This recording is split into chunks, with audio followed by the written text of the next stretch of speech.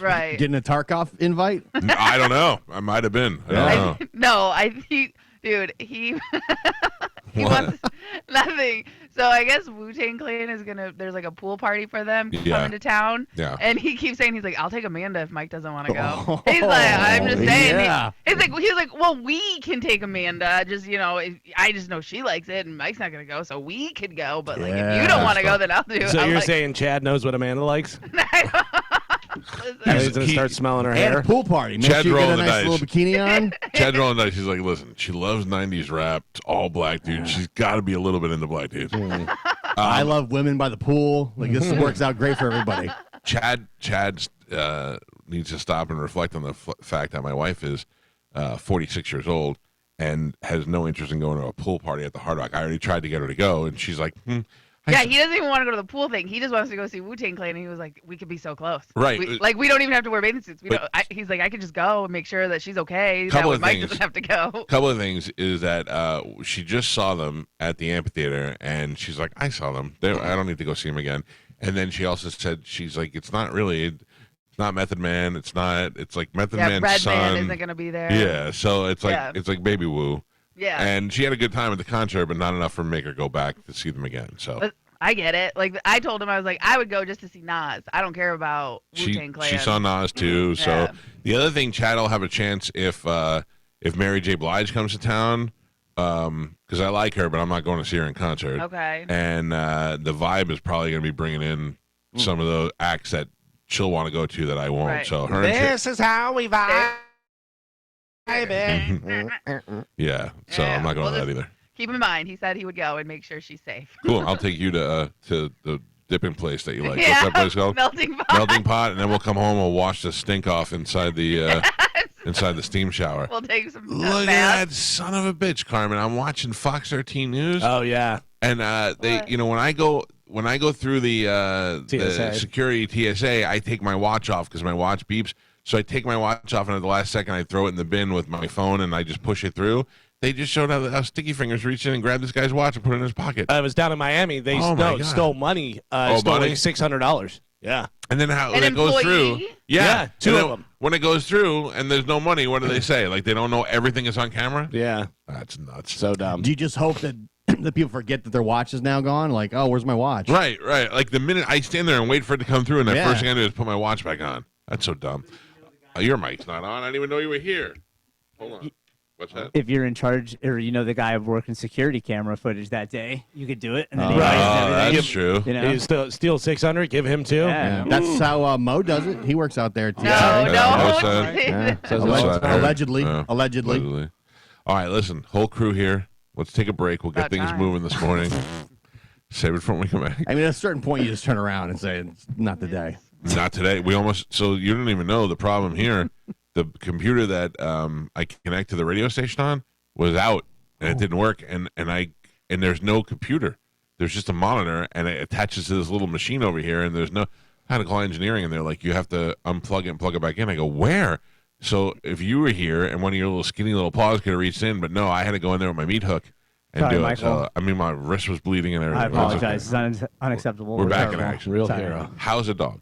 I got to tell you, I love that dog so much. Yeah. Leroy You love Jenkins, the dog too? Yeah. Yeah. Yeah, that's a great dog. Yeah, but he's paying you to love the dog. Yeah. Isn't he? That's has nothing to do with it. I have Gio. wanted a dog for so long. I've been Meh. trying to get Joe to let us have a dog for so long, and finally he said yes. Amanda goes, did you pay them the money? And I go, no, not now. Upon receipt. Yeah, we don't need the money. Oh, no, we're going to pay the No, money. we don't need the money, Listen, Michael. Joe, I you will need pay the you money. to love this dog. No, the Yeah. dog is so great. We love it. It's so great. We love it. It is great. Listen You're to a me. terrible negotiator, Yeah. Anthony. You're supposed to be going, well, what do you offer? I can't help it. I Wow. like it, Joe. I like the way you operate. Right?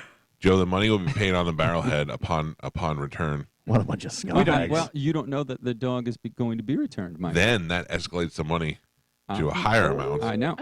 and lifetime food and I didn't realize. vet visits. I didn't realize when you guys all talk about having a dog, how awesome it is. Yeah. So much better than cats. Best friend. Dude, it's so much better than a cat. Yeah. It's They so want to much better. cuddle. They want to play. Yeah. Yeah. They Yeah. actually like you. They do. Yeah. Where's the dog now?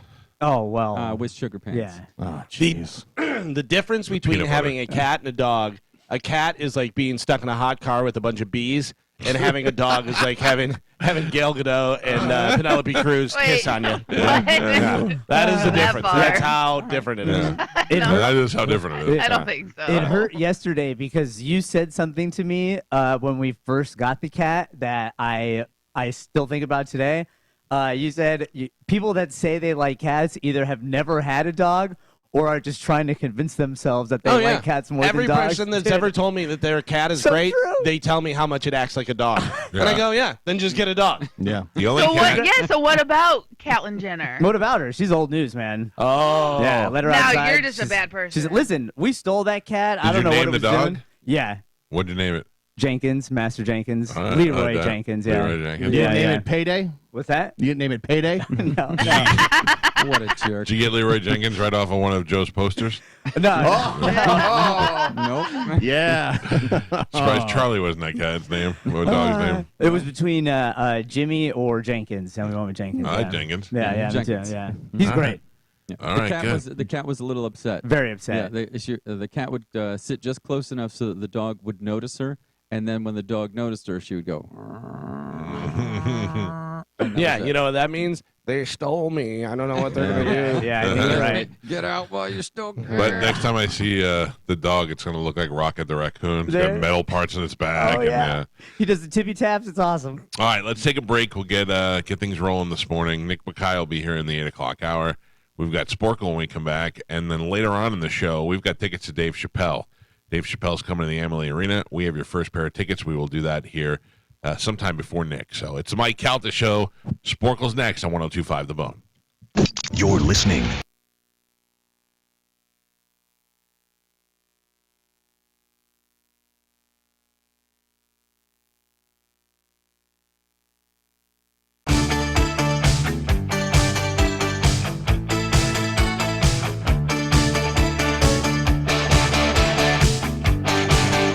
$6.50 on the Mike Calta Show. It's 102.5 The Bone.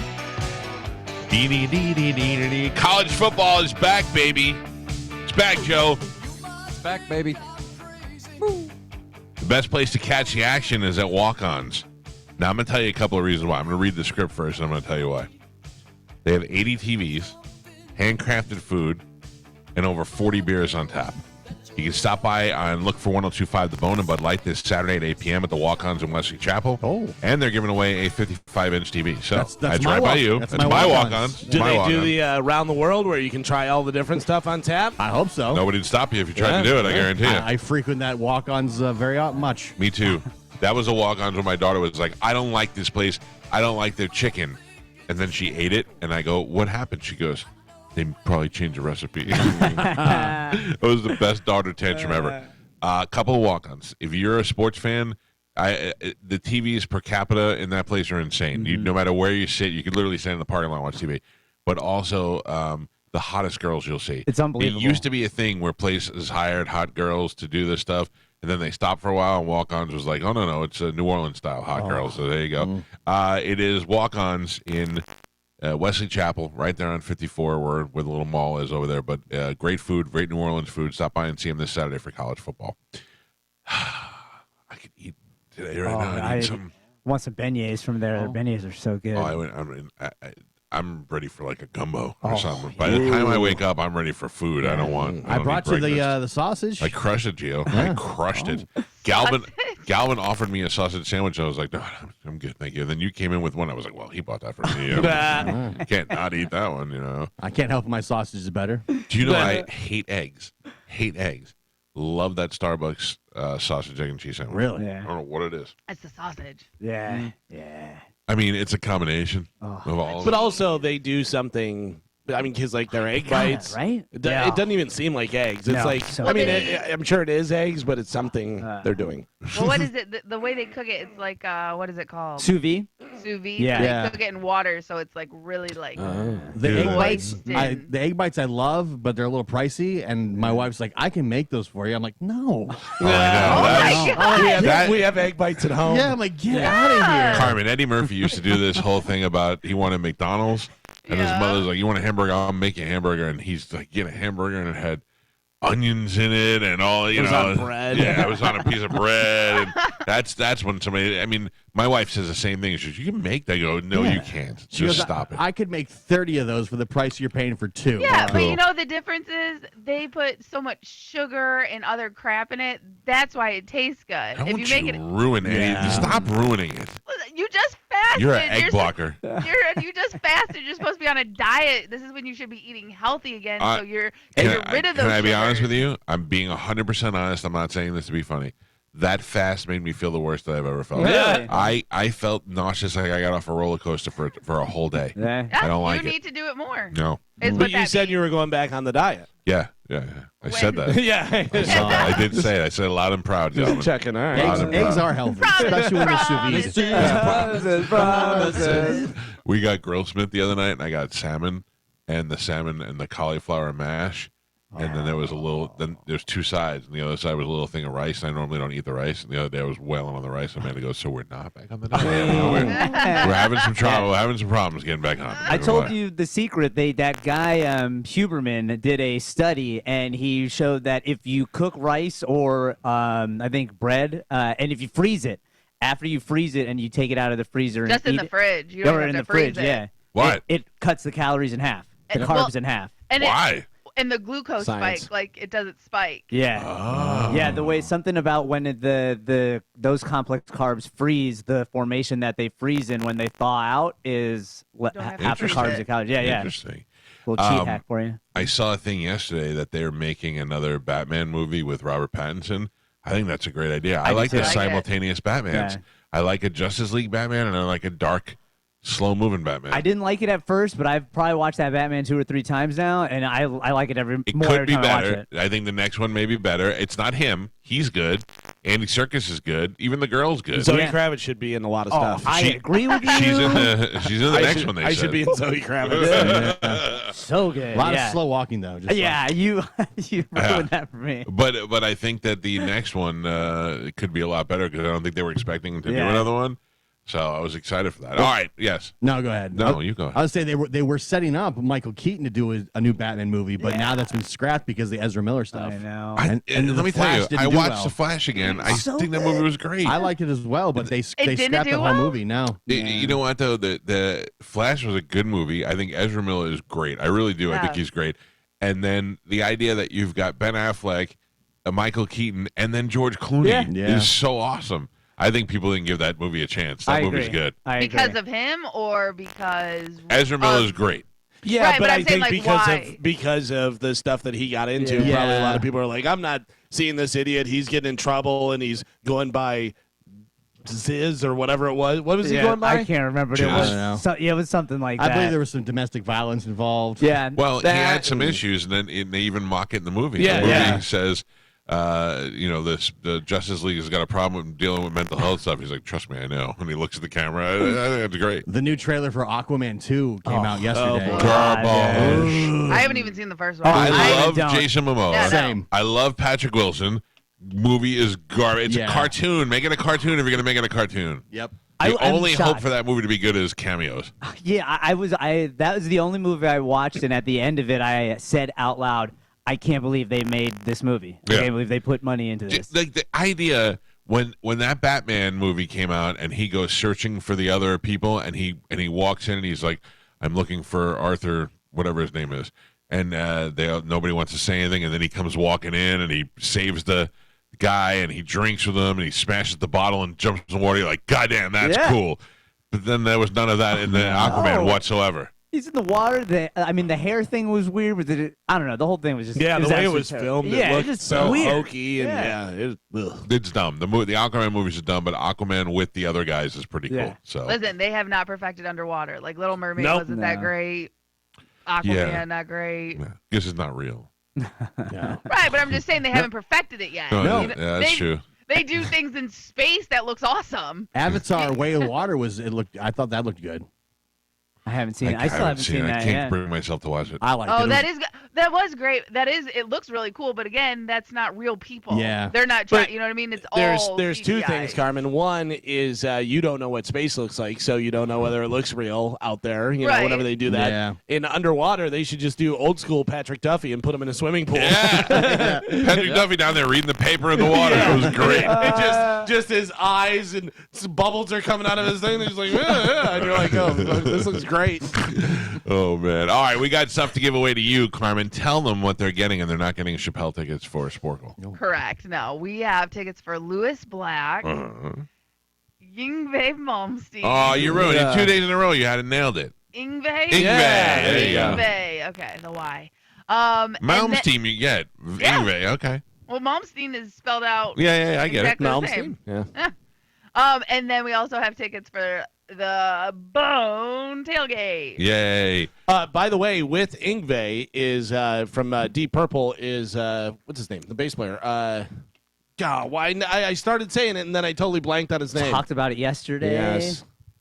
Glenn Hughes. Hughes. Yes, Glenn Hughes, and he's doing Deep Purple songs and stuff. He's great. Carmen, do we have any Do we have any of that band Avenged Sevenfold?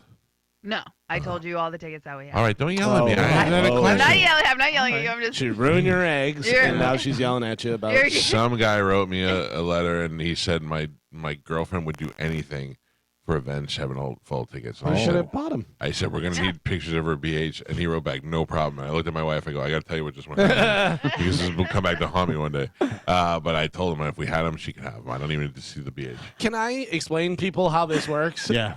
If you are a big fan of a band, when the tickets go on sale, buy those Yeah, tickets. yeah. Jason Bonham's Led Zeppelin experience is going to be over at Hard Rock. I think November or whatever. I have seen it like 5 times. I'm a huge fan. Guess what I did? At 10 a.m. when they went on sale, I don't even have the artist pre-sale code. What? You know what I did? I went on the internet and found the pre-sale code, Yeah. got in, bought my tickets, got 5th row. Yeah. That's how you do it. Smart, Galvin. Yeah. God Can you bless believe Dave McKay. He told me, I'm not shooting pictures of my wife's BH and sending them to somebody on 97X so I can get tickets. is that an option? No, that is Okay. not an option. Yeah, Dave McKay would be like, people ask me for tickets all the time, and I just buy them for them. And I go, what do you mean? He goes, I don't know. If there's somebody I like and I want to get them the tickets, I don't bother going through 9 people to get a t-shirt. Just buy them. And I went, yep, man. I started using his method. If it's somebody I like and they need tickets, I'll just buy them from. Just get out of my face. Here they are. Enjoy them. All right, Carmen, let's do it with a little bit of Sporkle. Here we go. Sporkle is brought to you by our friends at Lifeguard Imaging. Heart disease and cancer are silent killers, but you can get scanned and give yourself the peace of mind for you and your family that you deserve. Get in touch with them today at lifeguardimaging.com. Carmen is the keeper of Sporkle. Pap is your judge and scorekeeper. Carmen, what are we playing today? Okay, today we're going to play There's No Place Like Home. Oh. Can you name the words with O-M-E at the end? All right. Okay? Mm-hmm. Your first one. Group of symptoms that indicates a medical condition. Syndrome? Spanish. Island partner of Principe? Pompeii. No. I didn't hear the question. Island partner of Principe. What? Island partner of Principe. Princip. Yes. You're saying Princip. Buzz. Yes. Sao Tome. Oh, yeah. Sao Tome. Sao Tome. Okay, yeah. He was saying Princip. Yeah. Yeah. I knew it. OME. O-M-E. Here you Oh, Good job, my God. Carmen. I was just Yngwie Malmsteen. All right. Ends in O-M-E. Bienvenidos. Welcome. Mike. All right, okay. European city Rome. known. Galvin. Mom, noon, and kayak. Pelodrome. Galvin. Alaskan city where the No. itinerary. Galvin. Only using shades of one hue. Tome. Monochrome. Chrome. Monochrome. Geo. Device used to keep a steady beat. Metronome. God damn it, I couldn't get it out. Spanish. Capital and largest city of Togo. Bayonne. Home. Capital and largest city of Togo. Poem. I was looking for Lomé. Oh, it sounds yeah. He delicious. has a little thing. Yeah. Yeah, a little thing. Yeah. Spanish has a little thing too. What is it called? Tilde. Yeah. I don't believe you. French cosmetics company. Lancome. Yes, Mike. Does that have a little thing? It does. Oh, Yeah, yeah. I know. But it's a different thing. It's not the same thing. True. Mm-hmm. Yeah. What is it? I don't know. Exactly. Could you turn the music up, please? Christian saint who created the Vulgate.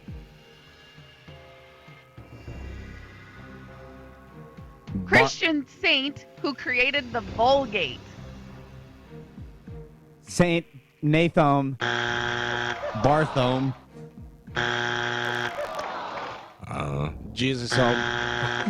Jerome. Jerome. Point for Pap Pap. I heard him in the corner. That makes way more sense. You should have said who held the mirror for whatchamacallit. Oh. Jesse. Now Jerome. And Yeah. Pap Pap, we are halfway there. Gio is on the board. He has one single solitary point. Thank you. Michael and Spanish both have doubled that score with 2 apiece, and Galvin is your leader, but just by 1 with 3.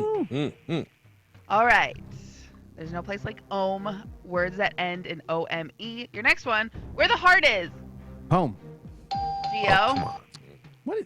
Why you gotta discredit my answer? I Yeah. was thinking of the heart. Like, give me a chance. Greek horse racing stadium. Rome. That was already an answer. Oh, sorry. Greek horse racing stadium. The stadium. Pantheon. No, Pantheon. I was looking for hippodrome. Good looking. Handsome. Mike. Military aircraft base. Military aircraft base. Aircraft home. Airplane home. Freedom. Oh, no. Aerodrome. Oh. Guys are in the right. I talk about those all the time. Yeah. First stadium to utilize turf Superdome. Dome. fields. Metrodome. The really big dome. Silverdome. Astrodome. Yeah, that makes a lot of sense. That's what I was Turf. looking for. Yep, that's what I was looking for. What everything is according to the Lego movie. Awesome. Mike. Desert or tundra, for example. Biome. Geo. Damn, Gio. This is Nice. Gio's most vocal See, game he's ever played. The home one, not impressive. That was impressive. Google's web browser.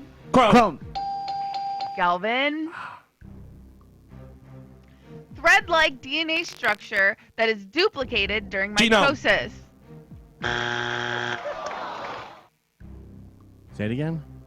Thread-like DNA structure that is duplicated during mitosis. Hexadrome. I don't know. Chromosome. Oh. A perfect example of something or a summary.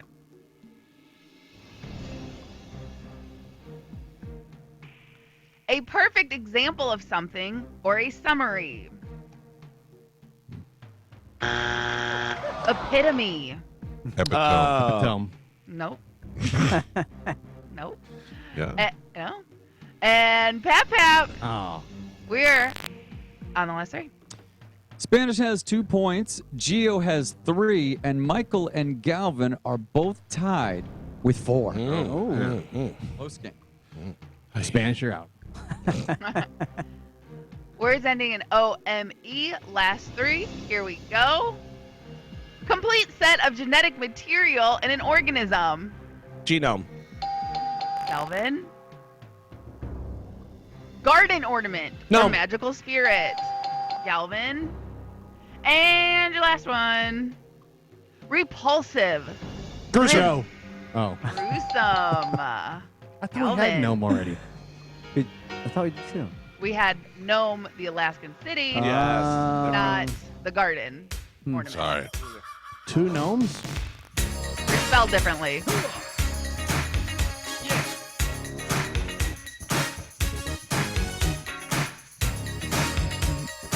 Final score? Your final score: Spanish had 2 points, Gio had 3, Michael with 4, Galvin, your triumphant champion. He had 7. Trademark 2020. I just blew out somebody's speakers.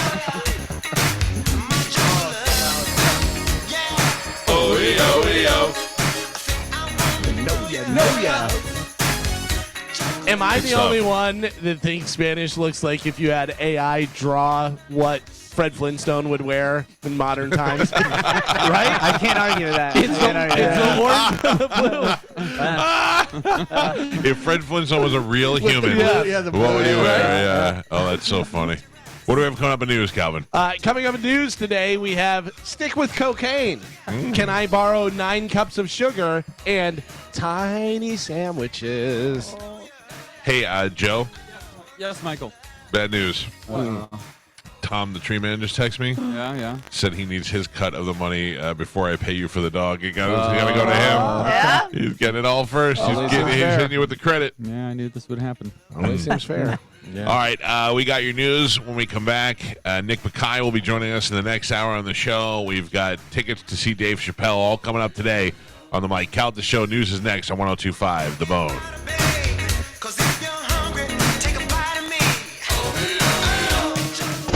You're listening.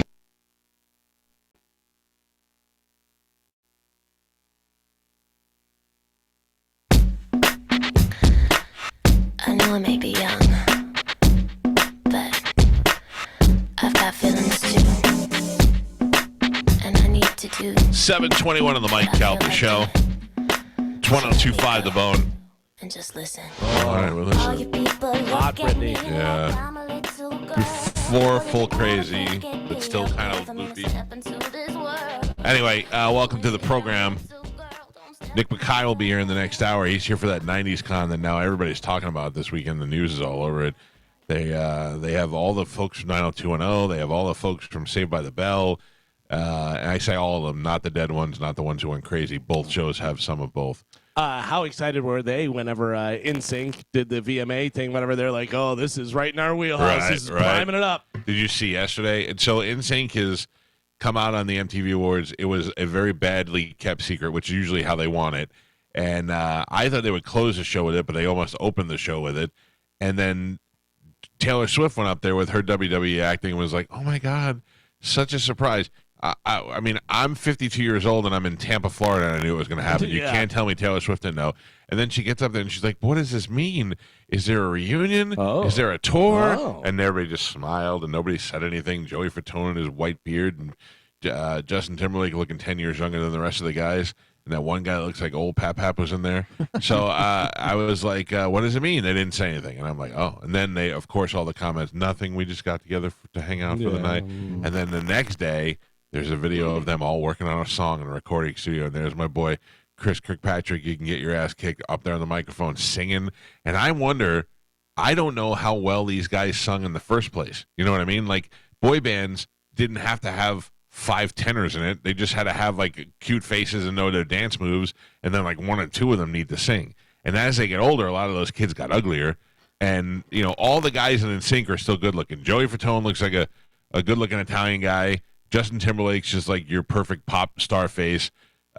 Chris Kirkpatrick was like the bad boy, and now he's like the bad boy grown up. He looks the youngest still. Like He still looks young. he looks Yeah. almost the same. And then the gay kid has purple hair now, Lance, and he's in the best shape out of all of them. So he looks great. They all look good.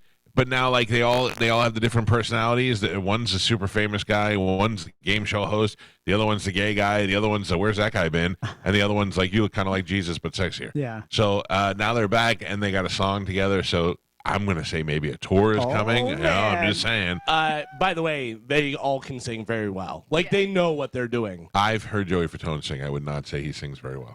Well, I can tell you that in the recording that they were doing, you heard them in the one. I don't even know which one was which, whatever. But whoever was singing, and then they were in the control room and they were harmonized with them, and it sounded great. I think some of them sing really well. Well, you know, Timberlake can sing. Timberlake can sing. I believe they all can sing. I'm joking. Even Joey Fatone can sing.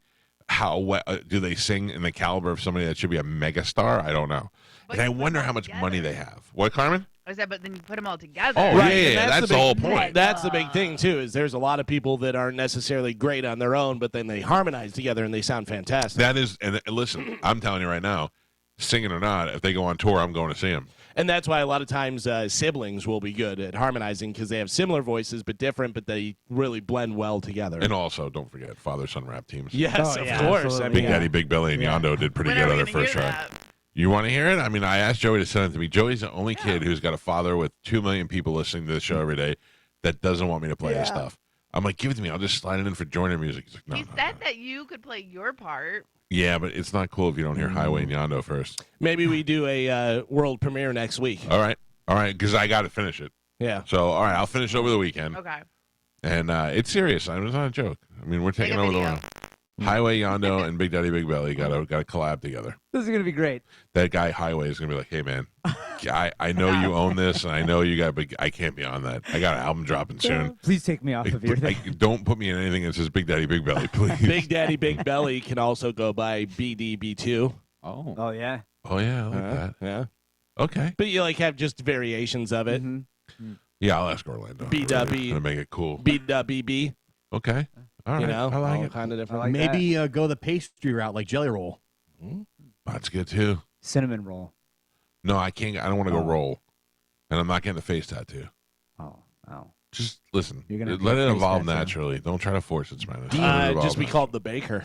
Ooh. The whole idea was, I'm the father, and I have a big belly, Big Daddy. Big Daddy's a good radio rap name, Big Daddy. Big Daddy Brajol. Big Daddy Brajol. I like that better. Oh no. Big Daddy Brajol. It's gonna build it up and disappoint a lot of girls. I'm just telling you that right now. Big Daddy Good Guts. Yeah. Big Daddy Skitchada. All right. It is. What time is it? 7:20. Oh my God, we're late. 7:26. Time to check in with Galvin. He's got today's news. And now, news with Galvin on the Mike Calta Show. What do we have in news today, Galvin? Today's news is brought to you by our friends over at Pelt Shoes. If you're looking for some new shoes, get into a Pelt's near you. If you hear my voice, you're probably near one right now. They have 6 locations throughout Pinellas, Sarasota, and Fort Myers. Whenever you stop in there, make sure you whisper my name, Galvin. You're going to get 10% off your first purchase, and they have all the different styles and brands that you're looking for. Whether you need boots, you need some dress shoes, you need some boat shoes, you need some athletic shoes, they have them all right there for you. They got the Hey Dudes, they got New Balance, they got Skechers, they have Nike. They have everything that you're looking for right there in stock, ready to go. Pelt Shoes, get them at Pelt. Galvin. So the big news yesterday was that Hunter Biden was indicted yesterday on federal firearm charges, the latest step in a long-running investigation into the president's son that puts the case back on track toward a possible high-stakes trial as the 2024 election looms. Biden is accused of lying about his drug use when he bought a firearm in October of 2018, a period when he has acknowledged struggling with addiction to crack cocaine. That's according to the indictment filed in federal court in Delaware. The indictment comes weeks after the collapse of a plea deal that would have averted a criminal trial and distracting headlines for President Joe Biden. The court fight doesn't seem likely to end soon. Hunter Biden's defense attorney argues he didn't violate the law and remains protected by an immunity provision that was part of the plea deal. Listen to me. This is all garbage. This is all garbage. And the fact that this is like you're trying to go retro to get a guy who got a gun when he was on drugs. Most people that are on drugs do stupid things, okay? Let's look at it for what it is. Stop being a Trump guy. Stop being a Biden guy and just look at it for what it is. This is just the two parties fighting back and forth with each other again. You went after Trump, we're going after Biden. You got Trump, we're going to get Biden. We're going to keep pushing it. We're going to go back. This is less like people that care about that. I understand this is a huge strike for all the Trump people who felt, I guess, they got a little vindication that instead of going after Trump all the time, they finally got Biden on something. And yes, I believe Biden is corrupt, and I believe he's garbage, and he can never be president again. But this is ridiculous. This is two parties going back and forth and back and forth and back and forth, and we're the only ones that suffer. We're the ones who suffer. Spending money and wasting time. Spending money, wasting. The guy bought a gun while he was on drugs. We're consuming ourselves with that, going back to find out if he wasn't a president's son, nobody would care about it. If the Trump people didn't hate him so much, they wouldn't nickel and dime it and go after him. It's ridiculous. Yes, if you find out that they're funneling money through Ukraine and all that stuff, you can get them on that. That's a big-ass deal that affects this country greatly. Other than that, they're just trying to embarrass the president during an election the same way the president goes after Trump during an election so that you could try and negate the credibility of both sides. We need to realize that as a people, because we become the pawns in the whole thing. We become the ones that suffer out of this, and they walk away unscathed at the end of the day. They're both still billionaires who sit around and are treated like great people for the rest of their lives after they leave office, and we're the ones who had to suffer through the baby fights back and forth. This two-party system is the worst thing that's ever happened to this country. This is not what our forefathers wanted, and it is the only way we're going to get away from this, and the way things have systematically been over the years, is if we come up with some other way and some other candidate to vote for. And, the guy I don't think will ever be president, but Ramaswamy seems to be like the guy that makes the most sense. He'd tell you, and you Trump people should love him because he's the guy that walks in and he's like, yeah, I'm going to do away with half these places that we don't need anymore that have been stopping our democracy, half these agencies that we fund for no reason. He's a guy who makes a lot of sense. Never get the job. Makes a lot of sense, but I think a lot of the Trump people look at him and go, "He's the wrong color." Yeah. But you know what? There's a lot of people that are like that. You know what I mean? And that's the truth. That also hurts people who support Trump because right away the other ones who aren't get called racist. Yeah. So it's really horrible. But I know there's a lot of people yesterday that were like, "Yes, we finally got Hunter Biden." Yeah. We finally got a guy that we know is a drug addict, criminal, porn hooker guy. We knew he was a bad guy. Every president's got one in his family, from Billy Carter. Every president that we had, Kennedy. Kennedy's got a brother who killed somebody. Roger Clinton. Every president had somebody that's going to embarrass him. If I ever ran for president, I could pick 5 people that I know will embarrass me. 5 people will make me look terrible. How many are in this room? I was going to say, and then my brother will no doubt be selling secrets to the Inquirer. Oh, yeah. So, there's things that are going to happen with every presidency. You can't hold the president responsible for sticking up for his kid, especially when he had one die. You know what I mean? He's got one left. He's got to take care of him. The good thing about your brother, though, is he would go, here's your cut. And you'd be like, what is this for? And he goes, I sold some secrets. Yeah. I gave the Inquirer a Little League picture when you were 8 years old and your hair was really long and your hat didn't fit on your head. Spanish? We're back, baby. An explosion inside a shipping container at the world's largest rail yard prompted evacuations in western Nebraska yesterday because of the toxic smoke generated when one of the chemicals aboard caught fire. Around noon, an explosion occurred inside a container on a rail car at Union Pacific's Bailey Yard in North Platte, though it wasn't clear what caused the explosion. It never is. Yeah, they say no one was injured and no cars derailed. Authorities did evacuate everyone within a 1-mile radius of the explosion in the western end of the rail yard because of the smoke. You stopped the railroads from there was all these things happening, and then you got on the air and was like, Reddit told me that railroads are being this on purpose, and you drew so much attention to it. They were like, all right, chill out on the railroads for a little while. I fell into a rabbit hole yesterday with some of this railroad stuff and then the pollution stuff and BlackRock, who owns a lot of these railways. I want to work for BlackRock. I've been blowing up the railroads. So, like the conspiracy theory that's absolutely terrifies me that I fell into last night is BlackRock has bought up more privatized water, land, and they're moving into fresh air because there's a big air pollution problem. No. Yeah, so I'm going to start selling. You guys want grass? I can sell you grass. The conspiracy is that if you notice in like the past 2 years, there's been a record number of pollution going into the earth, air, and ground. How do you buy fresh air? Well, so they're not buying air, but they're buying up all the patents on the technology that purifies the air. Yeah, and I got a couple of HEPA filters. I'll be fine. I mean, like heavy duty, like will purify a city of smog and all this. And so they're the old mafia trick: you break somebody's window and then come and tell them you're going to protect them. There's a lot of their trains. Mafia has been created by people like Martin Scorsese to be unfortunate if there was an accident with your air. Yeah, it's pretty but wild. then it goes to our taxes, and then we're going to have to pay for these filtration. Yeah, systems you're going to have to that pay they're gonna put in our BlackRock. city. Yeah, that's the whole point. Yeah, it's pretty wild. And on the make jokes, it's serious. No, but that's the whole point. Is that's why they're doing it, so that you rely on them and you pay them. That's a business move. Yeah, it's a very smart business move because they haven't gotten into like big energy yet. But the Hunter Biden thing, I agree with you, total witch hunt. But the interesting thing is, the more they get him on, the more they have access to his money. Biden. So, and they allegedly have proof that while Hunter Biden was vice president, he was never vice president. Joe Biden. Yeah, one of his assistants was receiving money from one of their shell companies. Which, if that's true, then they can go into. Yeah, look, I get it. But listen.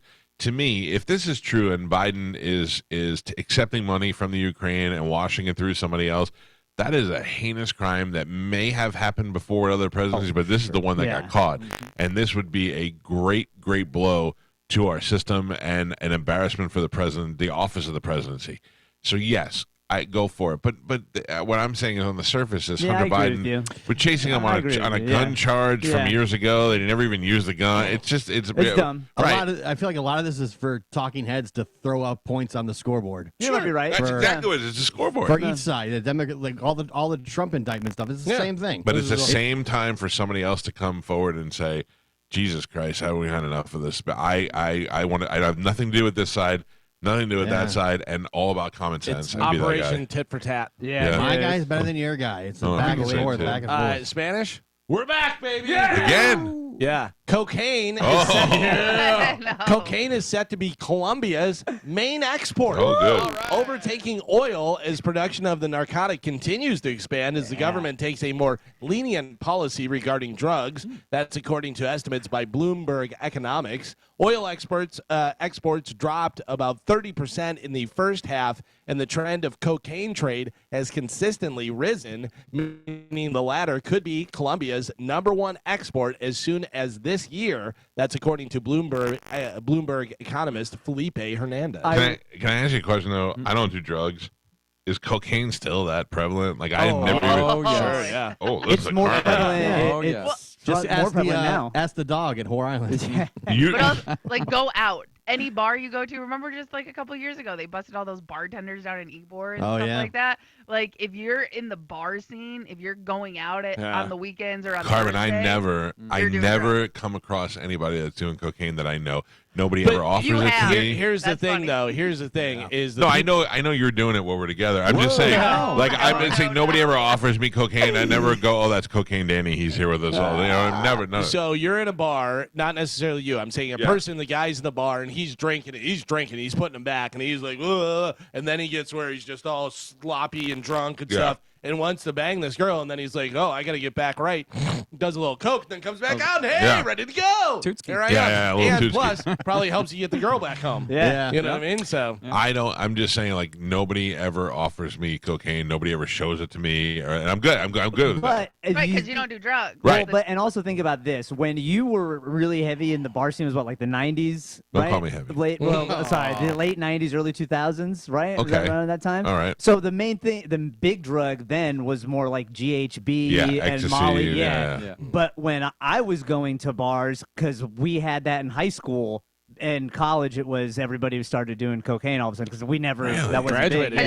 And you want to drink longer. You want to stay out longer. You want to tell stories. I use pure will to stay out longer. Yeah, that's pretty impressive. Crush up a Zanny, snort it up. No, I'm sorry. I've never done any of this stuff. I feel like such a novice. How about this? A Port St. Lucie man is in a new tax bracket after winning a $5 million top prize from Monopoly double scratch-off game at a Publix in Stewart. The guy is Travis Hall. He's 44. We have a picture on Bone TV. He received his winnings in a one-time lump sum payment of more than $3.9 million. Good for him. He said, quote, I stopped at Publix to grab a sub and decided to try my luck with a $20 scratch-off. Little did I know it would turn into a $5 million win after waiting days to scratch the ticket off. So he had the ticket, waited a few days. Man. He said, I handed it to my wife, and my hands were trembling from disbelief of what I saw. Why would you do that? No, for her to check it. Yeah. Still, I'm not handing it to anybody. I would have took her hiking. I would have took her hiking. The story would have been man tragically loses his wife, wins lotto 2 days later. Yeah. Unlucky to lucky. My story is I ran to my car and drove away. Oh my God. You'll never catch me was the last thing he said. I didn't hand it to my wife. That Publix, by the way, gets $10,000 for selling the winning scratch-off ticket. Yeah, but how nice is that? So $5 million and you get almost $4 million. Yeah. That's pretty good. You know, because most of the time they whack it so much, you're like, Jesus, you're winning, this much, but you're only actually taking home. Listen, I'm fine taking home $230 million, so but $5 million scratch-off gets over $3.9 million. Speaking of Publix. Yeah. Now, Publix, I've been very honest about your commercials. In the Christmas time, a lot of them make me cry. They tug. Yeah. They tug at the strings. And there was one that was using a song that was pretty annoying recently. I called them out on Twitter. They apologized, and you don't hear the song anymore. I'm very powerful. What? Remember that? They were like, I don't want to grow up. And I was like, Publix, I love you.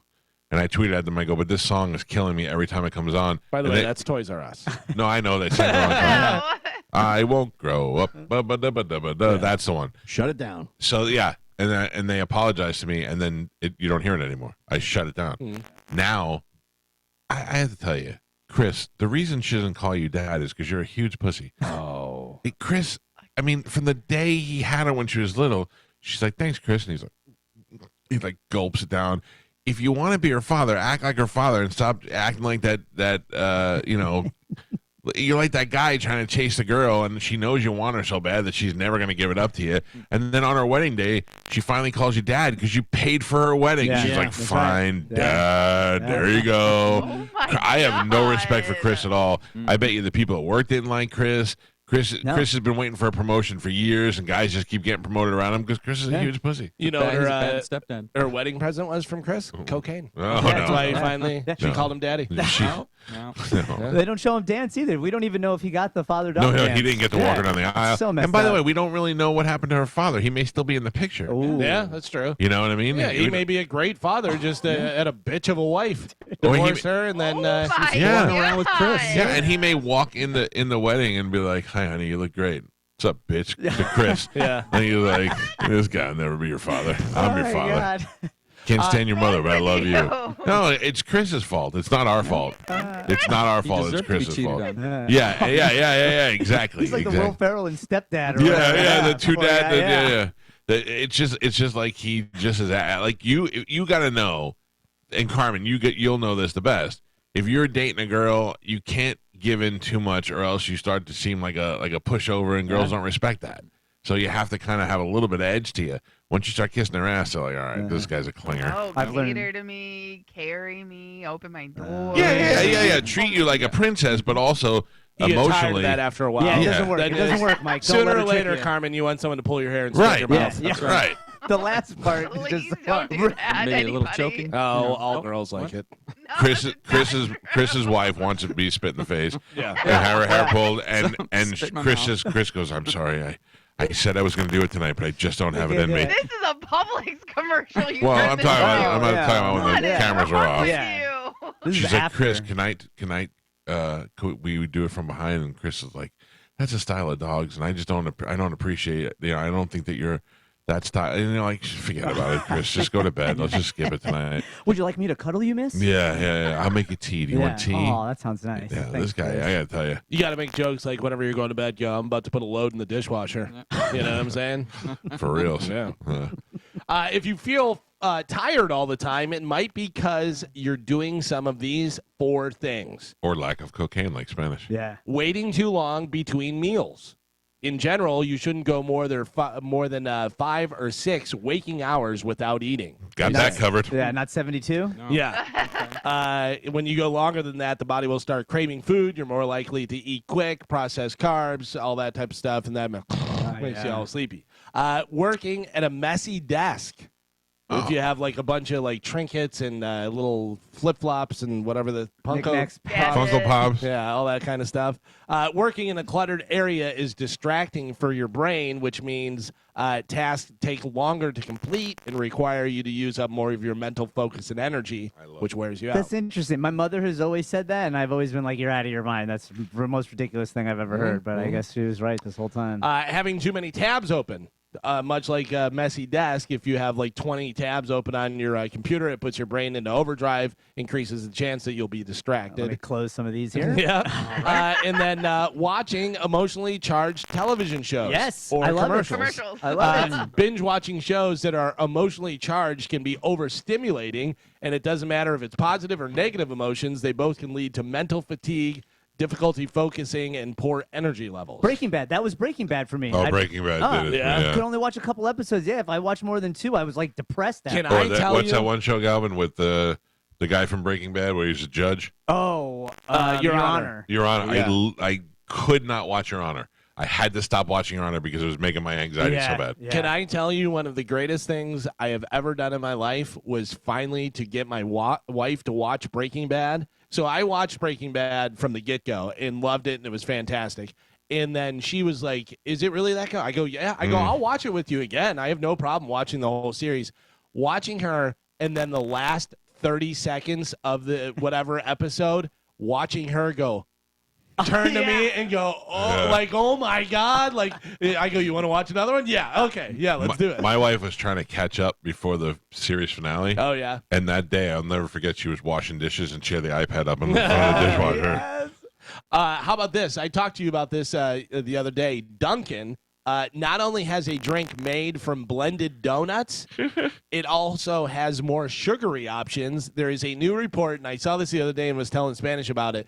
A large cup of Dunkin's pumpkin swirl frozen coffee contains as much sugar as 14 glazed donuts and has 185 grams of sugar. How do they let that can't be go? legal. To be, They showed the cup like this, and the guy poured actual sugar, and it went up over halfway. He goes, "Dunkin' doesn't run, or the America doesn't run on Dunkin'. It runs on diabetes." Yeah. This is crazy how much sugar. is Listen, in But it. again, So- that is a large. Like if you get a small, because I've watched those. Don't try to defend yourself. If you drink it, you drink it. I don't like pumpkin stuff, no. But I watch nutritionists. But there's people out there that will be like, "If you order this, you're gonna die," and they try and scare people. Where it's like, yeah, don't get a large one every single day. Okay, If so you what get are a you saying, small Carmen? pumpkin A small one is 70 grams of Yeah. sugar? Like, But that's I'm just- crazy. It is crazy, but I'm saying if you drink one small one a month, you're not Right, gonna it's die. a treat. It's like going to get ice cream. Yeah. Right. But yes, I don't. But the thing is you don't know though, because there are more and more studies that have been coming out, especially recently since the pandemic. Everyone was staying at home, of how much sugar affects cancer growth in the body. Yeah. And for a company to so brazenly put that much sugar in a product that they know people are buying every day, that blows my mind. I But- know why they can. Yes, here's the thing: is you don't have to Yeah, I drink know. it. I know. But wasn't And it? they tell you. Was Yeah, it? you're right, Carmen. Who was it in New York? Was it Giuliani or was it somebody else with the large soda? No, it was Bloomberg. Bloomberg. Bloomberg tried to make Did that work big at all, or gulps no? and all that stuff. Well, I don't. They think it went through, but I don't know. Everybody criticized him, but he was like, "I'm trying to save you, Right. fatties." He's like, "I'm trying to show you what they're putting in your stuff and why they're able to sell you a gallon of Mountain Dew, and everybody just rejected him. They were like, Yeah. "We don't tell us what we can drink." Yeah, but I mean, if you're going to do that, you have to do that with everything, because then, hey, just so you know, that potato salad has this much mayonnaise and fat and all that stuff, and this has But the idea so that much sodium There and was everything. some nutritional value to that, and the Yeah. other ones there was nothing. Yeah. It was just sugar and. But again, sickness. they put calories on menus now. You know what I mean? Carmen, you- I have made decisions based on that. I Right, really yeah. have. Not even in diet time. If like, I want to eat this pizza, and you look down, it's got 4,000 calories, and you're like, the other one's only got 1,200. You can't pick Right. one you know is going to kill you. When 7-Eleven started selling apples and bananas, Oh. Yep. I was like, okay, Yep. now Yep. stuff Yeah, is it's changing legit. finally. Oh, But yeah. it's just mind-boggling when you know the system of how it works, where the companies that are The all pay. owned by Yeah. 4 conglomerates that also own pharmaceutical companies. Then you look up diabetes is like one of the biggest money makers for That's right. pharmaceutical companies. Oh, yeah. And it's mind-boggling. It's mind-boggling. Yeah, and the amount of people that have are diabetic or pre-diabetic in America. And you wonder why they charge so much for insulin, because they know your insurance is going to pay it, and then everybody and you have suffers. to have it. Yeah. Keep doing cocaine, though. How about this? Subway has started selling 3-inch subs only in Pakistan right now. Inflation is almost 30% there, so they wanted to give people a little cheaper option. It's not clear if they plan to bring them over here, but 3-inch sub. slider. I mean, that's just a kid's sub then. Get a kid's meal. Cut it in fours.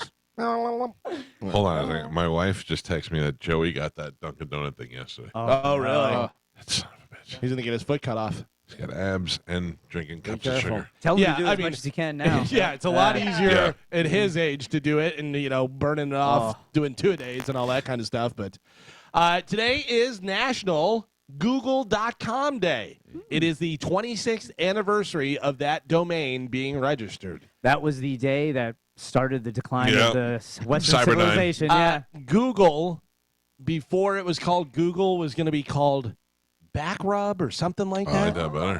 Wasn't It's it? hard to take that seriously on the news. According to Backrub. Yeah, Yeah. right? I think it was something like that, something along those lines, something really So weird. do you know what a Backrub. Google is? Yeah, it's a number. It's like an amount. In 5th grade, I had a math teacher, Miss Suford, and she used to be like, one day I'll tell you what a Google is. She had a lisp. She's like, don't make me bust out the Google. I'll tell you the Google. And You were then taught by Mike Tyson. that's what she sounded like. And she wrote it on the board. It took her 2 walls of blackboard to write all the zeros for the Google. And we were like, cool. Then when Google came out, I was like, I know that. I know what that is. I felt so smart. It is Backrub, by the way. Was it Backrub? Yeah, Isn't that weird? Backrub, yeah. Isn't that weird? Backrub.com. But had We know you were after Sergey. We get it. had it been that, would that have been totally normal in our vernacular to be like, I don't know, backrub it? Yeah, Backrub. I want a back rub. Yeah. I want to Backrub it. Oh, what if you looked for a backrub on backrub? Everything would explode. It would implode, probably. It's going to be so hard to be in court and be like, according to Backrub documents. Yes. No way. So weird. So I want to ask, Mike, Gio, you guys are the Bucks fans. Are you all in on Baker Mayfield? 100%. No. No. 100%. Like, as far as what? Like, you're thinking like Kyle Trask might be a better choice? No, for this year, yeah. Oh, okay. I don't think this year we don't have a better choice. You think he's a good team leader? Yeah, Yes. yeah. He's going over there stiff arming people, doing all kind of stuff. No. I mean, likability. Yeah. I love Baker Mayfield. He's super likable. He seems like he's fun to be around. He really wants to be here. I just don't know if they're going to be able to get it done this year. Would you like him enough to celebrate in the shower with him?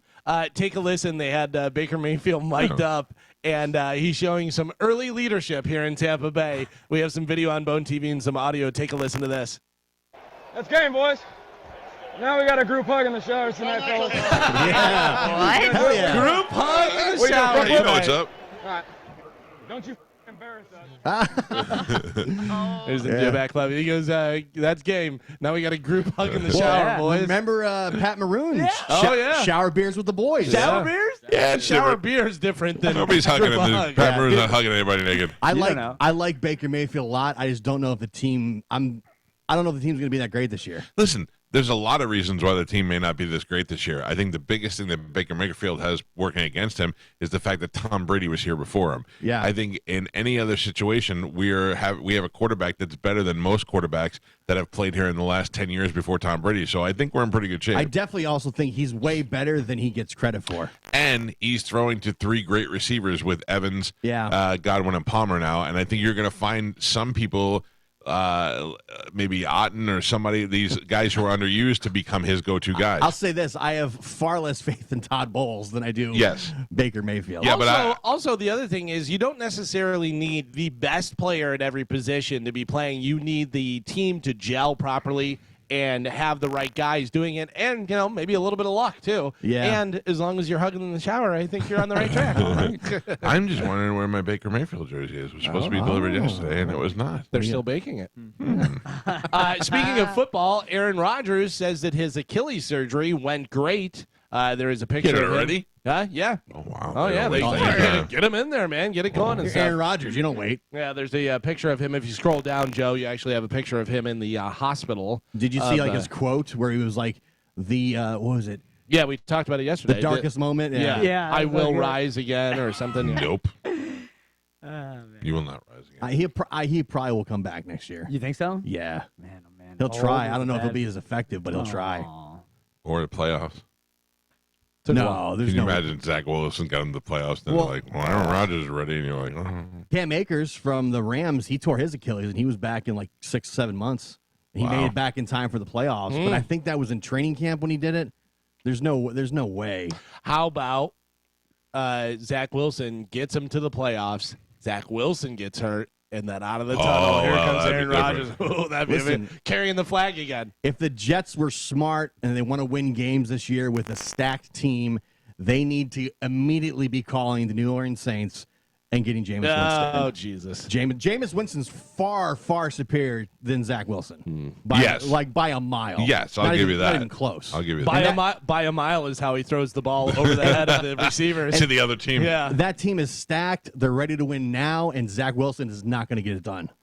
Drea De Matteo, we were talking about her the other day. She says she only joined OnlyFans because the work dried up after she came out against vaccine mandates. She says, I just don't care. I'd rather save my family than save face. By the way, she's not showing anything on OnlyFans, and people are losing their minds about it. I could see her nipple somewhere on Google. I don't really need that. If I'm going to go to OnlyFans, they need to be like Flexi Rachy before I really pay for it. They throw That in girl's a giver. They throw in the celebrity section, and then people probably jump on there. Yeah, but I mean, let's see some stuff. Yeah, Show me your sketcha. Flexi Rachy did something the other day that I can't even say on the air. Yeah. Let me try. Okay. She enjoys herself Right. to where I have to do a hand signal. Bellagio. Yes. Okay. There you go. How about that? I don't know what that means. Okay. We all Google it. You'll figure it out. She Back rub Bellagio's, it. but because she's flexible, she does it by hanging by her feet. Oh. So the fountain shoots backwards. Oh. And I got to tell you, that's worth the $5.99 a month or whatever it is. Yeah. All right. Very nice. I don't think I want to see that. You'd be surprised. Yeah. When I say it, doesn't sound good. Yeah. When she says it in different words, and you're like, I'll take a look You're at not- that. Yeah, sometimes stuff happens and you go, did not know I was into was that. not ready for that. All right. You're not selling me on this. I'm not what you should be thinking of when you should be thinking of OnlyFans. For some reason in my mind, you're there, and I don't want that. Nope. If you have not heard, comedian Dave Chappelle is bringing his comedy show right here to Tampa. Dave Chappelle Live next month. Emily Arena will host the event on Sunday, October 29th at 7 p.m. Tickets actually go on sale this morning at 10 a.m. What's today, Sunday? Sunday, We're October not going to be 29th. here. Oh.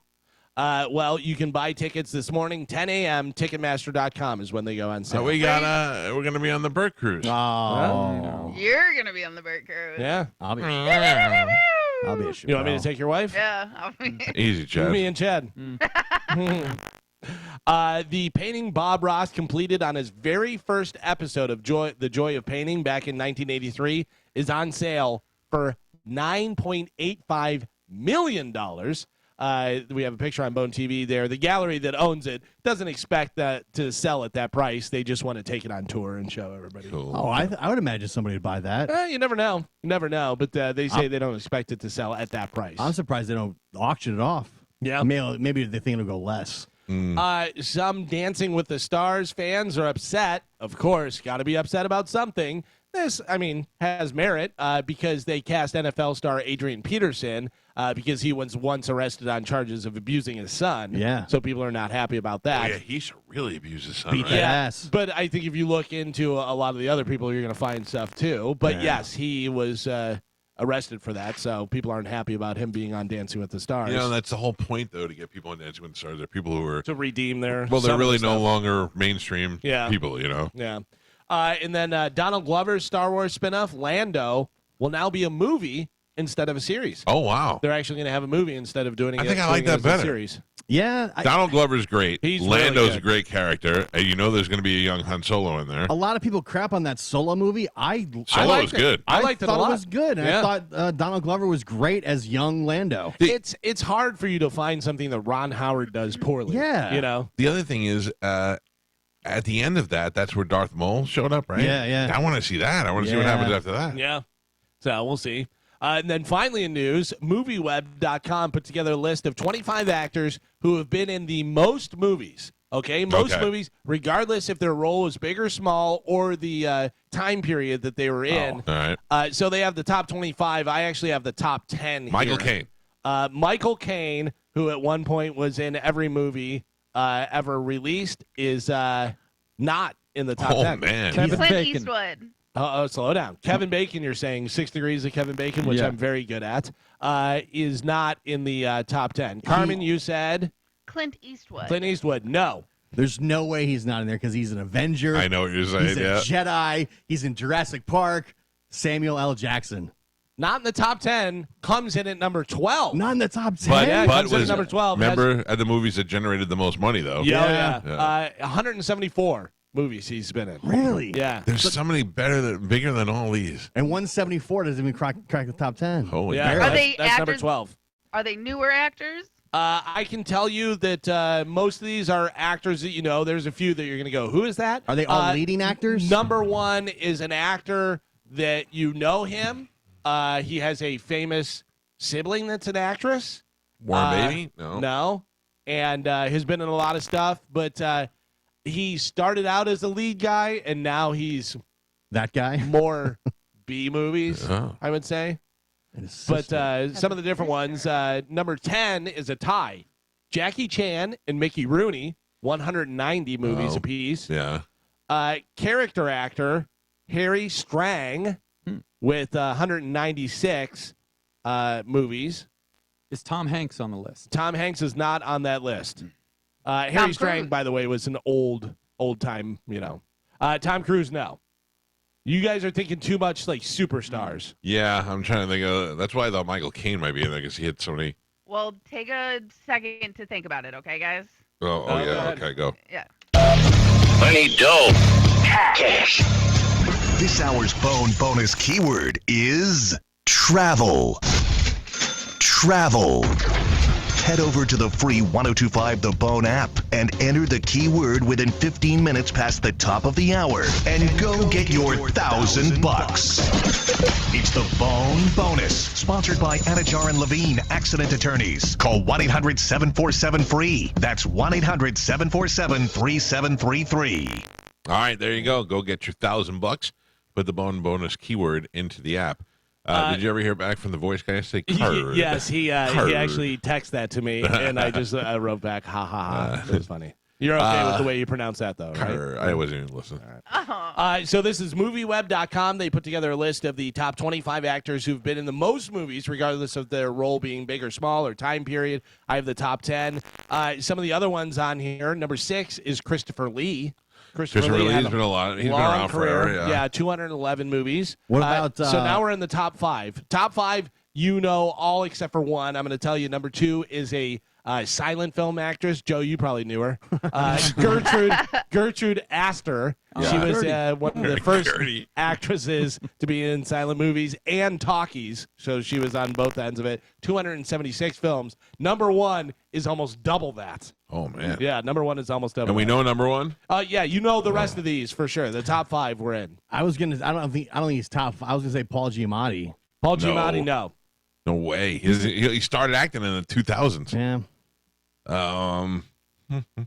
By the way, that was wrong. It was in the 90s, but I gotta tell you, Galvin, I never draw a blank on this. I'm drawing a blank. Number 5, Danny Trejo. Oh. Really? 215 movies. Yeah, think all the B movies Yeah. and all the, horror movies and all the different stuff He's that in he's those been Women in. in Cages movies. Number 4, Danny Glover Really? has been in 219 movies. Yeah, he does a ton of stuff. Did that you don't know that Background. Danny Glover was Donald Glover's father? No, he's not. Oh. But this guy had sons that were actors. John Carradine. John Carradine, the father of the different Kung Fu. Carradines. Oh, yeah. David Carradine and the other, Robert Carradine, I think. And sister Cara Carradine. 222. And then the silent film actress. Number 1. You guys still have not got number 1. Number 1, famous actor, has a sister who is a superstar. Oh, You got it. what's I feel his it. name? I feel it. Roberts. Eric Roberts. Roberts.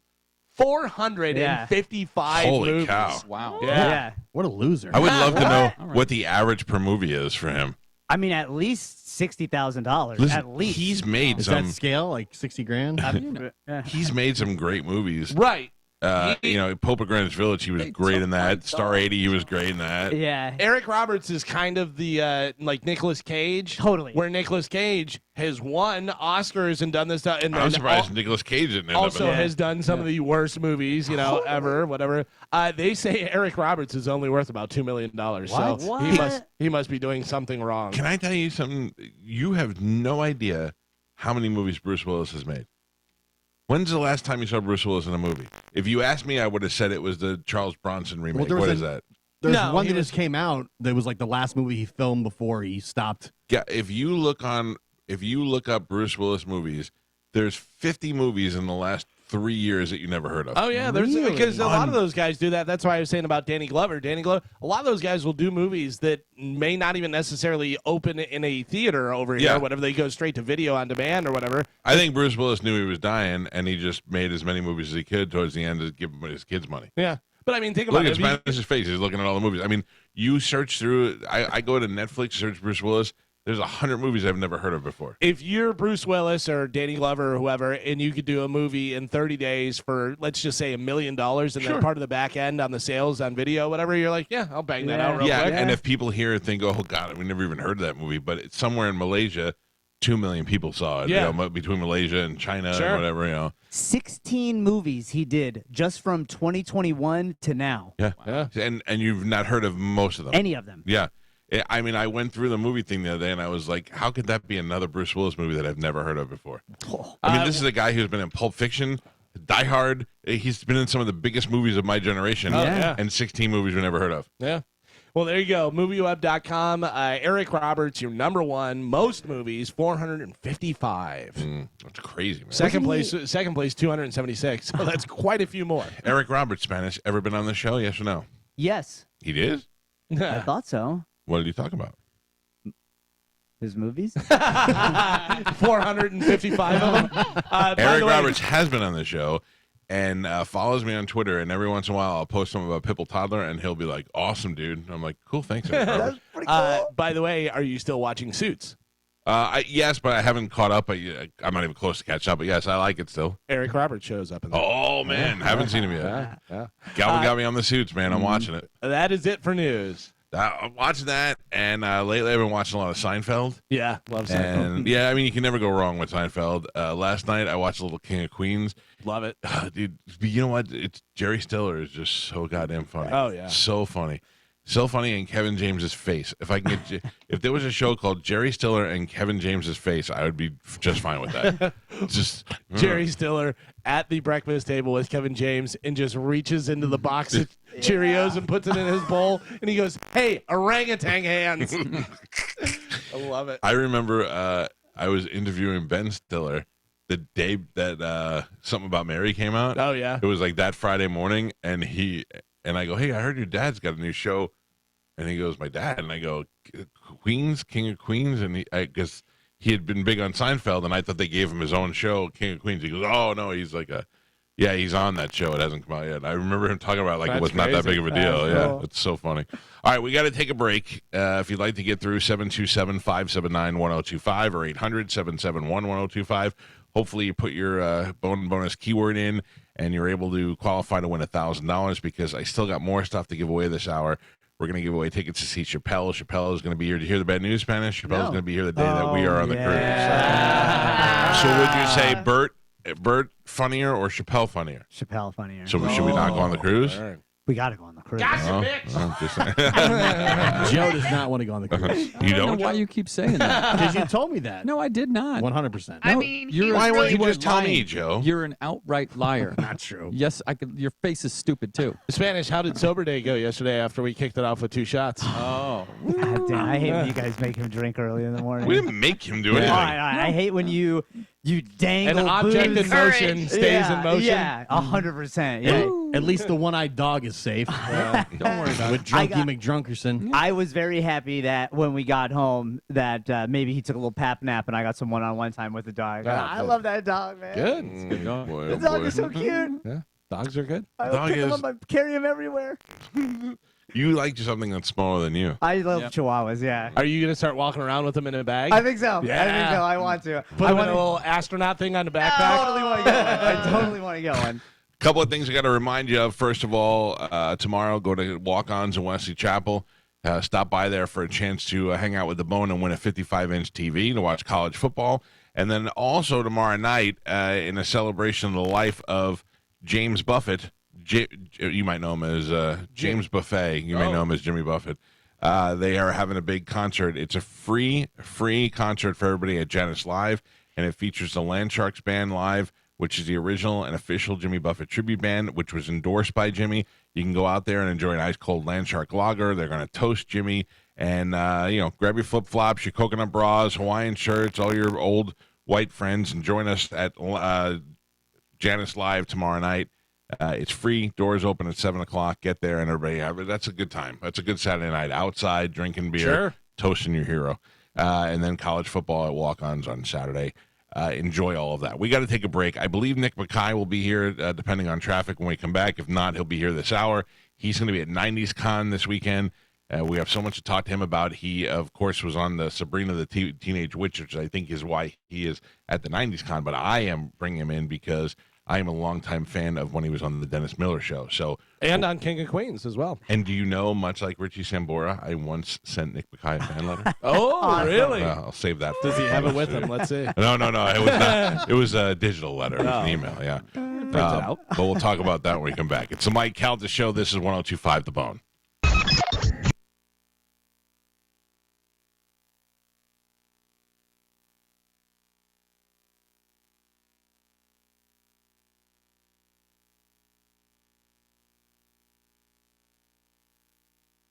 Q Hit the Road Tour is headed to Shark Coast Tactical tomorrow, September 16th. The gang from Q and Reptilia will be in the store and getting loose with the giveaways. Q are the makers of the Honey Badger rifle and the Trash Panda suppressor. That's the best name ever.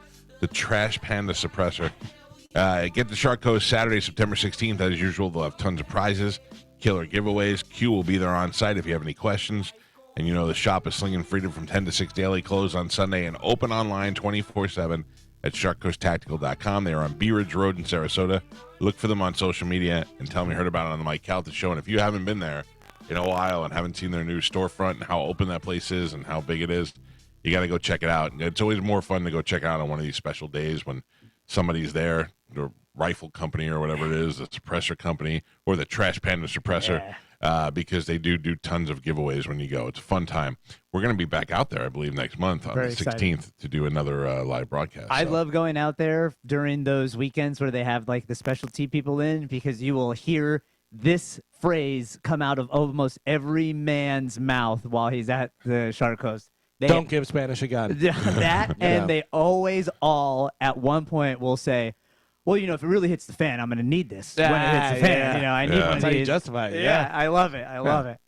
I thought you were going to say, you hear everybody go, my wife's going to kill me. No. My wife's going to kill me. It's the justification of, well, listen, when it hits the fan, we're gonna need this, okay? How often do you hear people say sidearm?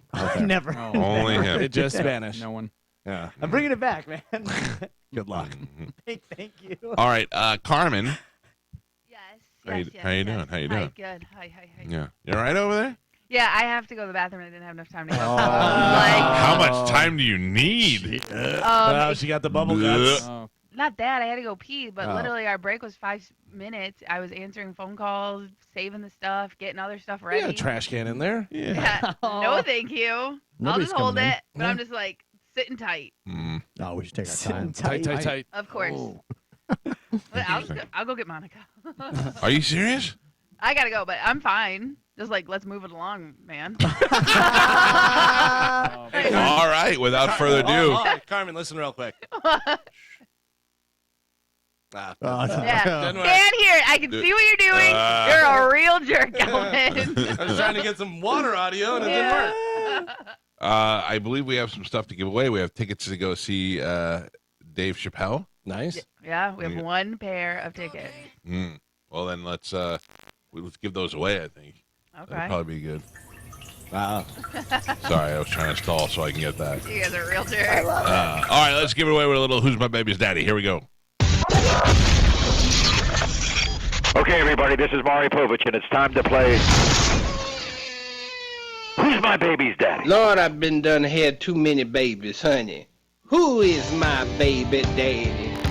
Girl, I'd be a millionaire if I could ever figure out where I got Cheeto, Limbo, Cracker Jack, Orangelo, K. Martina, Salmonella, Velveeta, Genitalia, Catfish, Leroy, Cocoa Puffs and Pluto, Penelope, Jack Daniels, Buford and Lamangelo. Who is my baby daddy?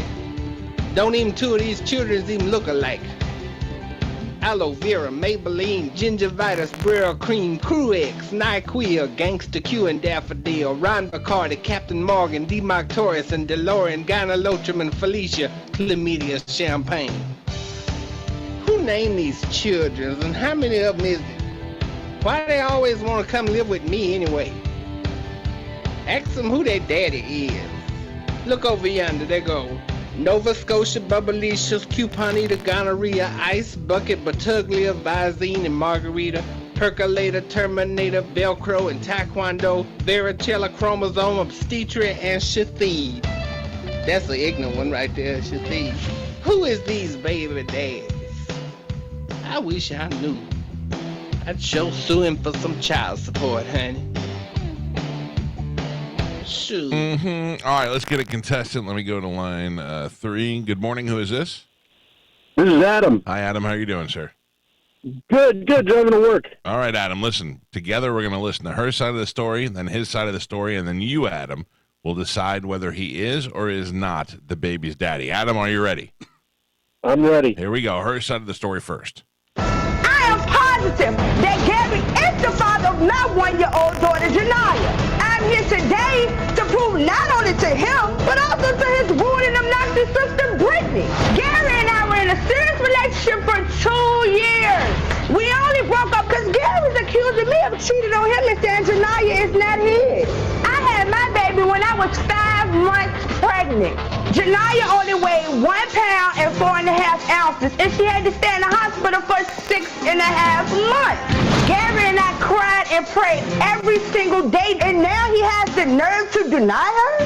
Brittany keeps saying that Gary is not the father of my baby, but today, I will prove to her that Gary is the father. I'm on his side already. Oh, my God. What a loudmouth. Yeah, I am positive she's annoying. All right, that's her side of the story. Let's hear from this, I'm sure, educated gentleman to hear what he has to say. Here we go. Well, Tori and I were together for 2 years. We broke up just 1 month ago, because I don't think your daughter Janaya is mine.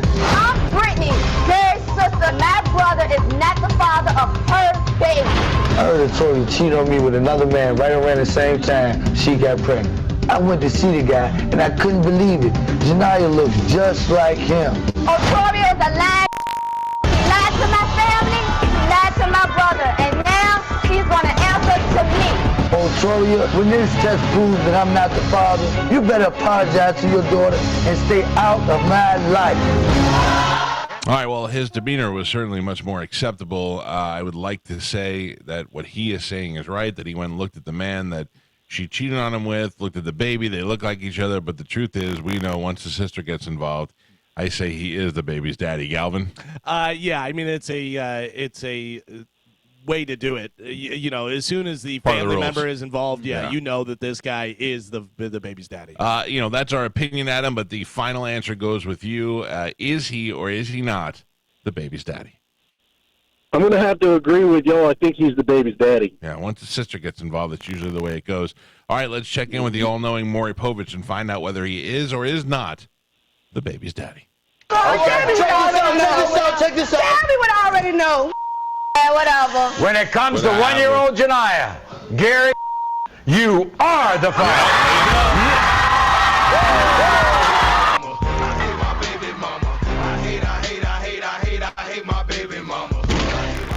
It's a system. It's a system that we have that we just know from years and years of doing this whether or not the guy is the father by family involvement, by guys who can't understand that it only takes one time to get you pregnant.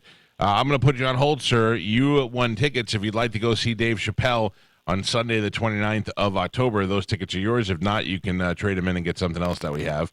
Congratulations, my man. Oh, yes. I'm glad we got a howl out of you. Ow. Yeah. Please hold on.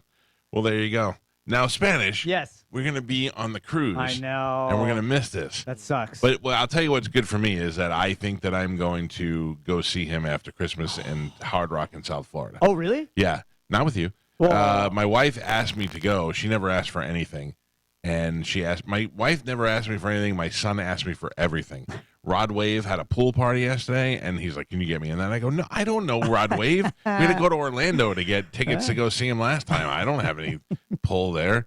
But, I mean, it would have been cool. Oh, it was just me, Joey, and a bunch of hot black chicks. Yeah. Yeah. At Right? pool? At a pool. Yeah. I'm sure that's how it would have been. Yeah. Right. I'm just saying. What was I saying? We're going to be at the Hard Rock together in South Florida. No. Christmas. I was going to take my wife down there to go see Dave Chappelle, so I'm not worried about that. But we will miss How the show big is here. that venue down there? That's only, I think, like 7,000 people. I don't know. That Metallica played there, remember? Right, So, but I yeah, think it was like 7,000. Yeah, I think that's better. I got to be honest with you. Comedian in a stadium or a arena like that, I don't like Not it. great. Yeah. For Bert, Unless you have good seats. For Bert, all I did was watch the screen. Yeah? Yeah, I mean, it was great that he was right there, but it's so much clearer Even if to you watch have the good screen. seats, it's different. It's a different rhythm for the comedians because they have to wait for the laugh to come back from the back of the room and everything, and it's it's a little odd. No, so The theater's great. I love theater. Comedy club's awesome. But that is maybe a little bit too big. We can go. We can stop by my parents' place. They live like 20 minutes from the Hard Rock. You're just enticing me now with these great Yeah. things. You mean I can go visit your parents? They love, that'd they be would love wonderful. to see you. Host you for an Your evening. mom and her mean resting face. Well, is there any that way is- you could help somebody move while you're down there? Yeah. What else could we do? Really? Maybe I could take you guys out to dinner. Get some dental work done. Yeah. I got a dentist down there. Okay, Yeah, good, lifelong. good. Gio, speaking of Hard Rock, the good news is supposedly due to a victory that the Hard Rock had in the courts yesterday, we could be betting as early as Monday back on the app. We'll see. I check it literally every day. Yeah. And the reason I know whether it's working or not is when I go to deposit money, it won't let me. Like, I can make bets and, like, look at the lines and stuff. I'm such a fan that I still have money in there, and I don't want to take it out. I'd rather just wait until it comes back. I've got $30. Yeah. But it won't let me bet. I thought last night, who's really losing money is FanDuel, because for some reason FanDuel deactivated my account. My son made an account, and he used my email or something like that, so they detected there were two accounts, so they deactivated both of them. When there was nothing nefarious going on, it's just we both wanted to have separate accounts. And I contacted them, and they said, yeah, we saw that you have both accounts. I go, okay, well, get rid of one. Just make one. And they were like, well, we have to advance this to the next level because you violated the rules and blah, blah, blah. I go, okay, advance it, whatever we have to do. And they never got back to me. And I called them again. They're like, you have to wait till they contact you. And I'm like, well, no, I don't. I'm just going to DraftKings. And I went to DraftKings, and I realized they own each other. So I'm not hurting them at all. I'm just spending money. I'm losing money in a different app that they're still getting. That wizard money, man. I like to bet on, like, college football. And as the season goes on, the lines get closer because you find out more and Who's more better, about more and more about teams. So it's like it's tougher to pick games. I'm going to play a 10-game parlay tomorrow on college football. 10 games. Yeah, because I know nothing about it. So the idea that if you hit a 10-game parlay by accident, the payday has got to be great. That'd be tough. I know. The Jets really screwed me up. Aaron Rodgers and his leg really screwed me up on my 3-game parlays last week. Sorry, Michael. Yeah. Oh, you didn't do it. Yeah, I feel responsible. Oh, yeah. So that could be happening as early as Monday. We won't have it for this weekend. We won't have it for Sunday's games. But, yeah. I am afraid that I am going to stumble on this app after hearing you guys talk about it, and I'm going to lose because I do love to bet, and I never win. You know me, I bet win a the lot. opposite. Oh, yeah. Just bet the opposite of Gio. Yeah. I do win a lot. It's terrible. The more Gio says about how bad the Bucks are going to be, I feel like they're going to go to the Super Bowl, right? And if that's your plan, then good for you. But No one thought in the beginning that they would make it to the Super Bowl, especially Gio. Just custom my dumb face. They're going to be horrible. Yeah. Just me and Ian Beckles, the only ones that have no faith. Right. Well, Ian's naturally negative when it comes to that stuff. Yeah.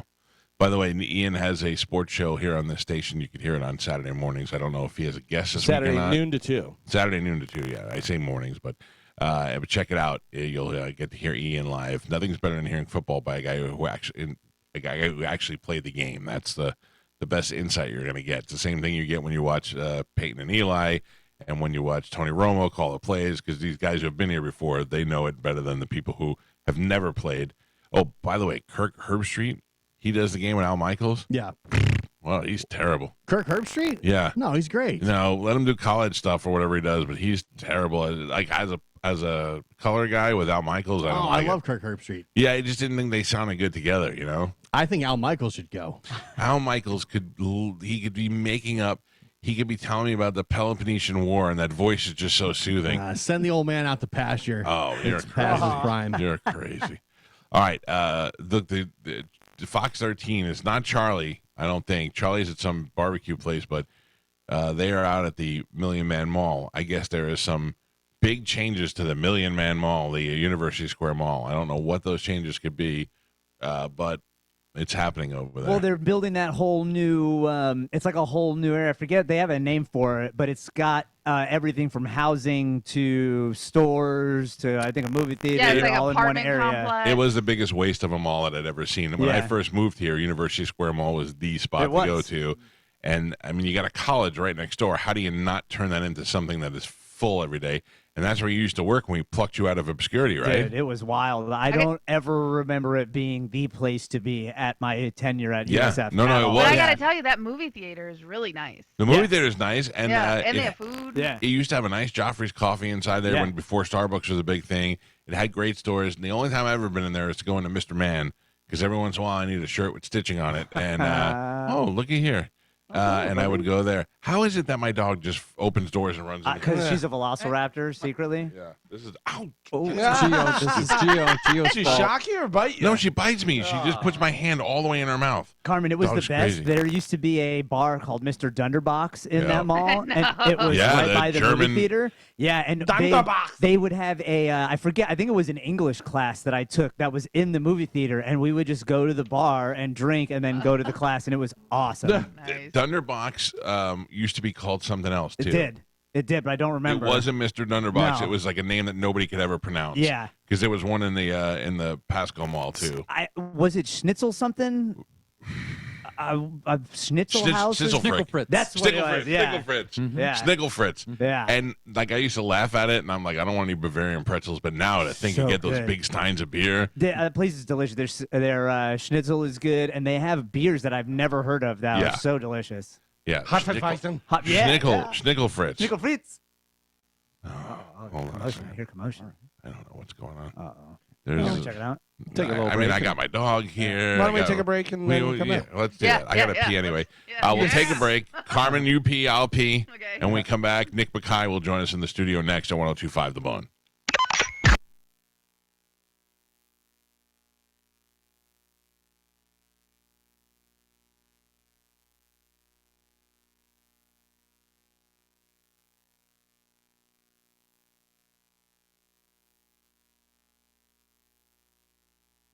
The Bone.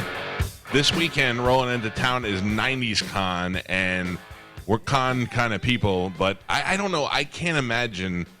There's very few people, I think, that I would get up and go and want to stand in line to go meet and see on their own, but several of these shows have gathered the whole cast together, and I think that is something that people will love. You have the 90210, the Saved by the Bell people, and Boy Meets World. Boy Meets World, and the Sabrina the Teenage Witch, and Nick Bakay is in the studio with us.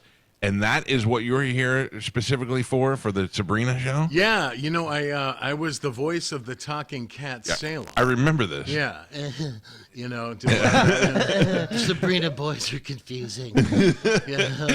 So far from what you are in real life, which is so funny to me. It's one of those things, you know, that you know your career throws you interesting bends in the river, you know. And I remember when I took that gig, I started as a writer on it. And up until then, I'd written all this kind of late night edgy, had done all this cool stuff. And my wife and I had one of those kitchen table talks, you know, where it's like, is it going to be this terrifying every year? Yeah. And I said, okay, fine, I'll bite the bullet. And I threw my hat into like the half-hour ring. And that happened. I thought, well, I guess, okay, I'll take it. It's a gig, but it was TGIF. It's everything I wasn't. Sure. And you know what? It was a wonderful job. Yeah. Great people. Did Were you good things surprised for at the me. success of it? Yeah. You're always surprised, Oh, right? yeah, You yeah. know, because every time you think you've got a winner, you just jinxed yourself. You know, True. But you know, that thing was fascinating. It owned a generation, particularly of girls, American girls, and literally worldwide of a certain age. Carmen is back at the studio. She's on the air with us, and she said the same thing. She would come home and watch it on TV all the time. Yeah, so it came out when I was 5 and ended when I was 12, but like literally every day after school, come home, and it would be there was like a 3-hour structure. It'd be like 2 episodes of Sabrina the Teenage Witch, 2 episodes of Family Matters, and then 2 episodes of this, and like literally every day you go home and I would watch it every single day. Without being too invasive, can you give me the idea of what kind of money that is for that? Like, you're able to survive and take care of a family and do all that stuff. You know, I was going to say something I'm not. You should. Nobody's listening. You're fine. I'm not going to. You know what? I've come this far and haven't been canceled. I'm not going to say. But I'll tell you off the air. But, okay. No, you know what? It was the first thing I did that had a lifespan. This is back. We used to get 2-year pickups. Yeah. And the money was good because I was writing it for 4 years and I voiced the cat for 7. All 7 it ran. Right. And then I went off and I kept doing the voice after I went off and I was writing on King of Queens. The money was really good, Mike. It was better than anything I'd ever had. Like hundreds of thousands of dollars. Oh, sure. I mean, honestly, and then residuals and reruns. Right. I mean, no, I got, but on the other hand, compared to like what that cat was to the show, right? It was not good. No, because I'm telling you, that cat was franchise, and I worked for Viacom, and I knew these guys will replace me with Billy West. They can't wait. So I knew every negotiation. I was like, I can bend them, but they're gonna break me. Yeah. So, but I got what I could. But it was good. It was good. That's so funny. Nick is here with us now. I'll start from the beginning with you. So, when the late night changes were happening, I was a fan of Dennis Miller's from Saturday Night Live. I loved the news. I thought he did great. Didn't care about the politics at all. I just thought he was very funny. I loved the way he did it. When they announced he's going to get a late night talk show, I am super excited for this. I'm also a huge Letterman fan. I watch Johnny Carson. We were talking about this morning. I had Conan, I had Chevy Chase, I had Pat Sajak, I had Joan Rivers, I had Arsenio Hall. I've been to a lot of these shows before. I've become friends with a lot of these people. So I'm very much a late night guy. Yeah. This Dennis Miller show comes on, and I have never been more into a show. I have in that room next to us a tub full of Dennis Miller VHS tape shows. Holy cow. Yeah, I mean, like, I was really into this. And the thing is that you were the first sidekick on a show since Ed McMahon. They may have, Conan had, but I think you guys were even before that. We were. Yeah, so they didn't have a sidekick on the show or an announcer or whatever they officially were called. And Ed McMahon was really only an announcer. Mm-hmm. He did nothing more for the Tonight Show than to be the bumbling, stumbling guy if they needed one. You and Dennis Miller, Dennis kind of had a I don't know what I'm doing here attitude. And then he had in the beginning Andy Summers from the Police was the musical band. I mean, this thing was great. Yeah. And then I remember the Brute gun was one of the funniest things ever. Dennis Miller hated the smell of Brute cologne, and Nick had a water gun filled with Brute. And when Dennis would curse, he would squirt him with the gun because Dennis couldn't stop cursing on the air. He kept saying Jesus. Jesus, is that what it was? That was the Tribune syndicated, and they're like, yeah. So and then made a bit out of it. The bit was great. Then Townsend was on. They destroyed the desk, and then he's destroying the desk in what obviously was a planned bit. But as he's destroying it, Miller's in the back doing windmills. I'm like, this is the greatest show ever. Then there was some controversy with Shannon Doherty, right? He had said some stuff about her. Yeah, you're going to see her this weekend. That's right. I wonder if she'll remember. Yeah, you know what? Every time you think time I think I'm out, Mike, they drag me back in. She was really. She was bitchy, wasn't she? She was frosty and weird to him as a guest. Yeah, and he was nervous, and I remember one of his eyebrows was twitching because it was in like maybe week 1. Right. And she was really big on 90210. Yeah. And she pointed out the eyebrow thing, and I think it was, narcissist wound. Right. I don't know, but we ended up making a lot of fun with that. Oh, too. that was we one made thing. her a running joke. Yes. Yeah. And he comes on. He said, I use this line all the time to talk about people who deserve success. He said, we're talking about a kid who caught a cosmic break. He just happened to be had no special talents into it. She caught a cosmic break, and how could you be bitchy when you've had that sort of life? Well, that's the beauty of fame, money, and youth. It's a great cocktail. Can you tell me how you got that? Like, what were they auditioning for sidekicks or writers? I was back in New York. I did a show with Alan Havey, the wonderful Alan Havey. Love Alan Havey. Did that Comedy Central? Well, it wasn't Comedy Central yet, right? It was the Comedy Channel, Yeah. and then Comedy Central. This is like it starts in like late '89. Okay. For like 3 years, 4 years, and it was called Night After Night with Alan Havey, and I was Alan's writer and sidekick. Okay. And that was really off the hook. And those who know that show know that it was a completely unique, bizarre, interesting show. And yet it was distributed very sporadically. But as it turns out, Miller got it. Okay. And as he was plotting his move out of SNL, he liked what I was doing. Give me that guy. Yeah, he didn't. Well, here's the thing. It was HBO owned the Comedy Channel. They did this Paul Simon concert in Central Park. Yep. I got a little backstage. Me and my wife, Robin, got backstage as guests of theirs. And Dennis was doing little interstitials during the concert. between, yeah. So I run into him there, and he goes, Bakay. I'm doing a show like me be my Ed M. And I was like, wow, maybe. And that is how I got to L.A. He had scouted me for 3 years. Oh, no kidding. And so we were off and running. The Alan Havey show, I'll never forget, when Johnny Carson retired, they were like, we're never going to compete with this. So they just went to a blank screen that said, congratulations, Johnny. And that's all. I would tune back and forth just to see. It was nothing, just a screen. Yeah, it was. That stuff's way ahead of its time. Yeah. So you do it, and you go out there, and now are you writing for this show too? I was writing and also sidekicking. And were there other famous people who went on to be famous that were writing? Because a lot of times you hear these stories. Powerhouse writing staff, absolutely. Yeah. And a lot of them were comedians who this job got them in off the road. Okay. Guys who caught Dennis's attention, middling, you know. But that staff was, of course, me. Mm-hmm. But then there's Mark Brazil, who went on to create that 70s show. Oh, wow. You got Max Muchnick and David Cohen, who were the baby writers. They did Will and Grace. Oh.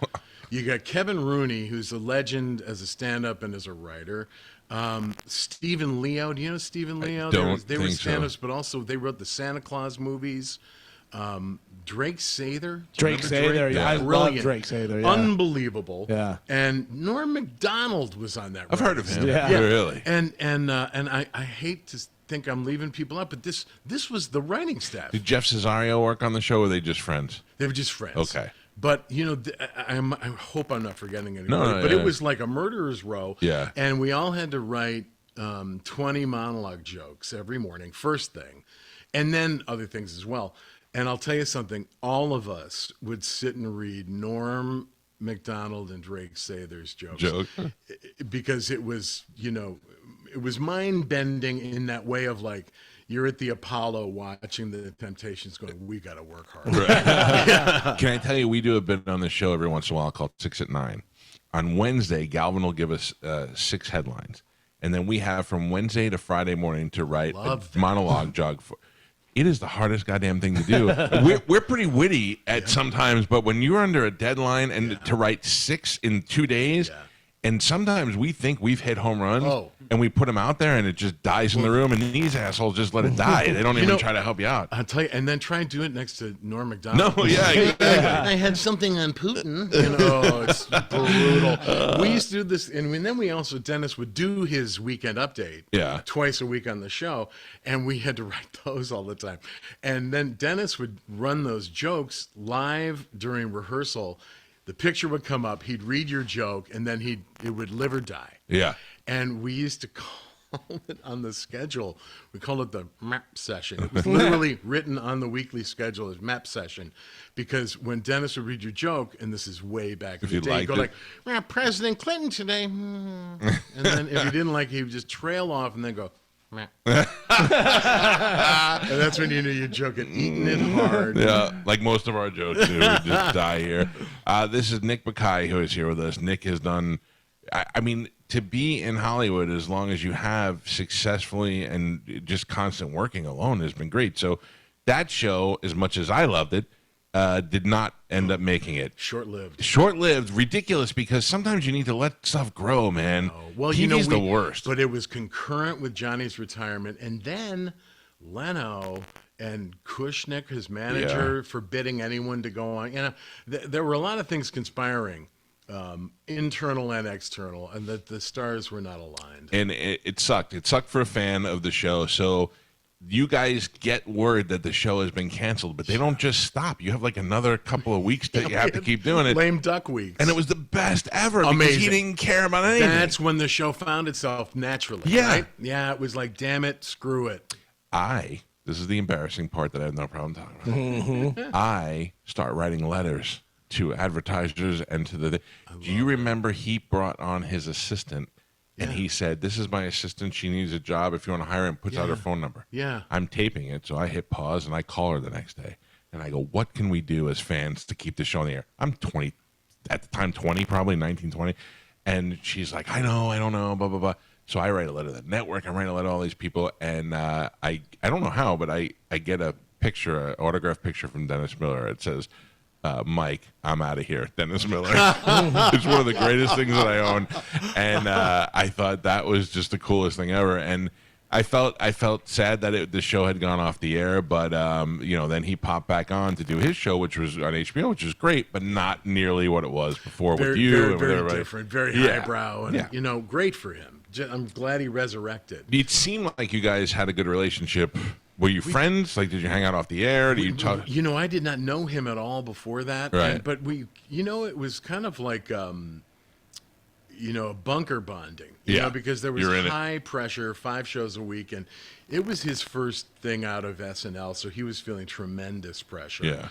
And I will say that we were never like buds. Right. But everything he did after that, he reached out and involved me with. And Dennis is a guy that if you have his back, he's loyal. Yeah. And I always appreciated that. And I think he's a genius. He is really great. His Off-White album was a stand-up comedy album when they used to do albums all the time, and I would listen to it in the car.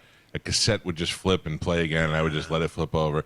So many of his jokes you can't make funny without cursing, but he said this thing. He goes, you know what I hate? People who act out the dancing when they're dancing. He goes, ain't no mountain high enough, ain't no valley low enough. He goes, hey pal, ain't no effing dance floor wide enough. just his cadence and his attitude. It just made me. He just made me that's laugh. what made him a joy to write for. Yeah. Look, it's like writing for Al Green. It's like when you have a stylist. Yeah, you hear the voice in your head. You're halfway there. Mm-hmm. That show ends, and then what is the next thing on the burner? Are you panicking at this point? When aren't I? Yeah, It's the nature of the beast. I went, and the next thing I did was in Living Color. Okay. I spent a year there. I wrote there, and I also was. Did in Living Color say, find us the whitest guy, the whitest guy in Hollywood? They said we want beyond white. We want pink. Yeah. and they got him. Yeah. It was, and I ended up doing a lot of on camera. I was the ultra white host of the Dirty Dozen sketches, the Your Mama sketches, and I did a ton of sketches. I was on camera, off camera. I was there for the last year. Right. Okay. But it was a good gig and a good landing spot. And from there, it's just boom, boom, boom. Yeah. But obviously the Sabrina thing is what you're in town for this weekend. But the King of Queens, where do you get? Now, do you have a relationship with Kevin James before King of Queens? No. I literally got hired there to write on the show by the Mike Whitehorn who created it, I didn't know Mike. I didn't know anybody. Right. Were you there at the Kevin. beginning? No. Okay. I was brought in year 3. Okay. And it was a good move. It was time for me to move on from writing Sabrina, which was a place where I actually learned more than I ever thought I would. It was great. And then I was there for the run, and during that time created a really great relationship with Kevin James, and we worked really closely together. And then he and I ended up, we wrote the Mall Cop movies together. We were talking about that this morning. Yeah. You tell me Paul Blart Mall Cop is a good movie, and I'm going to tell you no. And then you watch that movie, and you're like, I can't believe how funny this stupid movie is. And Galvin said, could tell him what the key is. Oh, I said that you pitch that. You say we're going to have Kevin James in a Mall Cop uniform with a mustache, and then we're going to put him on a Segway. It's a home run. Right? It's a home run. Yeah. King of Queens is one of the funniest shows ever made. It's to this day. I felt it was very much like my wife, a fat guy married to a hot chick from New York. Relate. Right, yeah. So I got a hot Long Island girl. I got a hot Jersey Jew. So it all works out. And I watch him trying to deal with her and the father, and I love that show. But he is the best physical actor, best physical comical actor that in my time. He had the episode with the stripper pole where she's trying to get sexy with it, and when he gets on, I know. The next day we talked about that at the water cooler, literally in the break room, like you assume everybody is. We were like, the way he hugged the pole and the faces he made, he is just brilliant. No, he is. And there are times where I've watched him muscle a laugh out of something that we didn't have on the page. I've seen it happen a lot. But that's the thing. It's like I remember we did an episode where we had like an overhead shot of him being terrible driving a forklift. Right. And and that's when I realized this guy's funny on vehicles. Yeah. And the Segway thing. But that's how we pitched the movie. It's like we got fat Die Hard in a mall.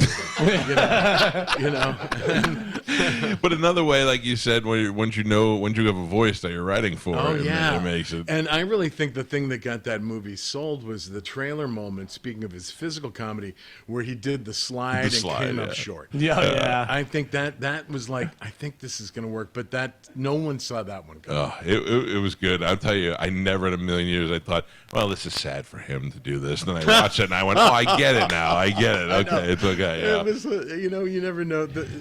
You try and handicap the moves in your career, and you get them wrong every time. He's funny. He was on the show one time to promote the. What was the movie? Grown Ups. No, it was like on a zoo or something. Oh, Zookeeper. Yeah. I wrote that one with him too. Yeah. So watch yourself. He called up and I go, it was at the same time that Jim Carrey had the movie, and I go, so we're talking to you about Mr. Popper's Penguins today? And he goes, yep, exactly. He rolled with it. But even him interacting with animals is funny. Yeah, he was great. He was great. Yeah. So you do that for the length till the end of the show? Yeah. Oh, good for you, man. That is great. It was wonderful, and I had so much fun. And honestly, working with Kevin was really we connected in a way that it never felt like work. Yeah. And I love him, and I love working with him, and it was a joy, But I will tell you that the movie thing, I didn't like the business of it as a writer, so I came running back to TV as soon as they would. What'd you do next? Then there was a bunch of stuff in there, but the next thing I did was I worked on 2.5 Men. Okay. For about 3/4 of a year. Was that your first Chuck Lorre thing? It was. Okay. But that worked out, and I really connected with Chuck, and so at the end of that year, he had me go over, and I was one of the showrunners on the show Mom. Okay. Mom is very funny. Wonderful Did not get probably the success that it deserved, but it's funny. It went 8 years. And did it really? Oh, yeah, it was great. I mostly catch it in syndication. It's the only thing I've ever done that the critics liked. Oh, really? I mean, she's a great actor. They were both really good together. No, they were wonderful. With cast was a dream come true, and I really had a wonderful time working on it.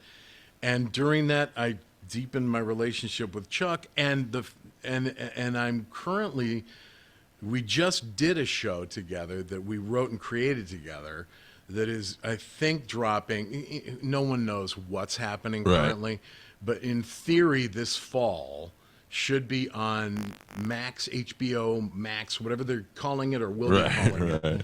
But it's called Bookie, and it stars Sebastian Maniscalco. Oh, nice. Yeah. Wow. And we just, it's 8. We shot them. We did them. We did it all pre-strike. And it's just awesome. I've never had more fun. Better it's on Max than on it's TV. single camera, and it's edgy, and it's funny, and Sebastian is a home run, and Omar Dorsey, and I could go on and on. Our cast is amazing, but boy, was this one fun. I can't wait to talk to Sebastian again. First of all, he used to come on the show all the time. Couldn't fill side splitters comedy. Couldn't put 600 people in seats. Now is one of the biggest acts in the history of comedy. It's ridiculous. I can't wait to talk to him again because I found out something about him that I'll tell it here. I won't get back to him. Sebastian can't swim. Did you know about this? No. And had to take swimming lessons. But that's not even the funny part. The funny part, not that that's a big deal, but you grow up sometimes in a city, you're not swimming a lot. Sure. Sebastian was amazed that everybody else knew how to swim. Sorry, you go up to people and go, let me ask you, you know how to swim? And they're like, of course I know how to swim. He goes, how does everybody know? That's so funny. That should be in one of his, it should be in the show or somewhere. That's great. I hope that happens. Now, that's all shot and all done, just waiting on the strike? It's, the cat's in the bag, the bag's in the river, and just waiting for this stuff to get sorted out. Good for you. But it turned out wonderful, Mike. I honestly, I never had more fun writing or shooting a show. Yeah. We're thrilled. So I have come up with a bunch of ideas and things that I write out and I think would be good ideas. For the reality of it, what is the best way to get a show in front of somebody that you think would be good? Like if somebody's listening out there and they're a writer and they're thinking, I would like to do this for what's the best route to go? Well, like a realistic route. You can tell him go to college, make some friends, get some people, Right. But I mean, if you're a guy sitting at home and you have a little bit of talent, you have something here that could be good, what's the best way? Because you hear all these stories about these people getting scripts, never looking at them, never doing anything with them. I will say, I think that first of all, I came to writing as a necessity. Yeah. I was an actor. I was a comedian, but writing for me turned into like being a left-handed pitcher.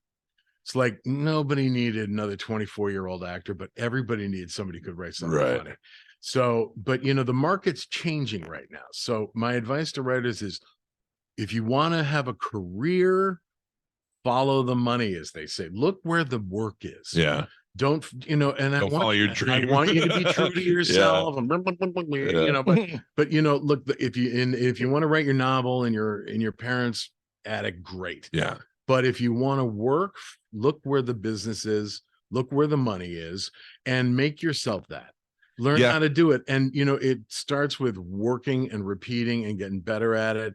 I will say, don't go down the wormhole of these classes and books.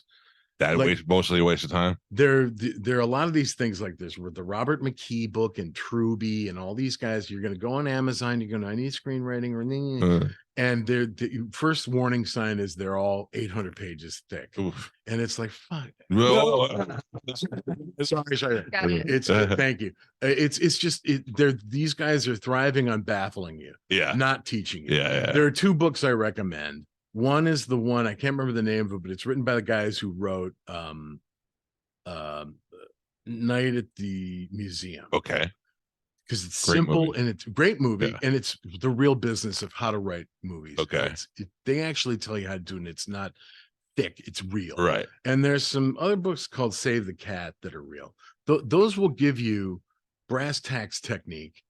And they won't make you won't leave the process going, well, I can't do that, I think a lot of people, and I have kids, I'm getting ready to go to college. And I think a lot of people feel like these dreams are so far beyond their reach. And everybody starts there, Mike. Yeah, but then you get like the one book is writing movies for fun and profit. That's it. Yeah, okay. That's it. All right. And it's Thomas Lennon. Yes. Really? Oh, those guys are great. Guys from 911. And it's a fun, easy. It's an entertaining read.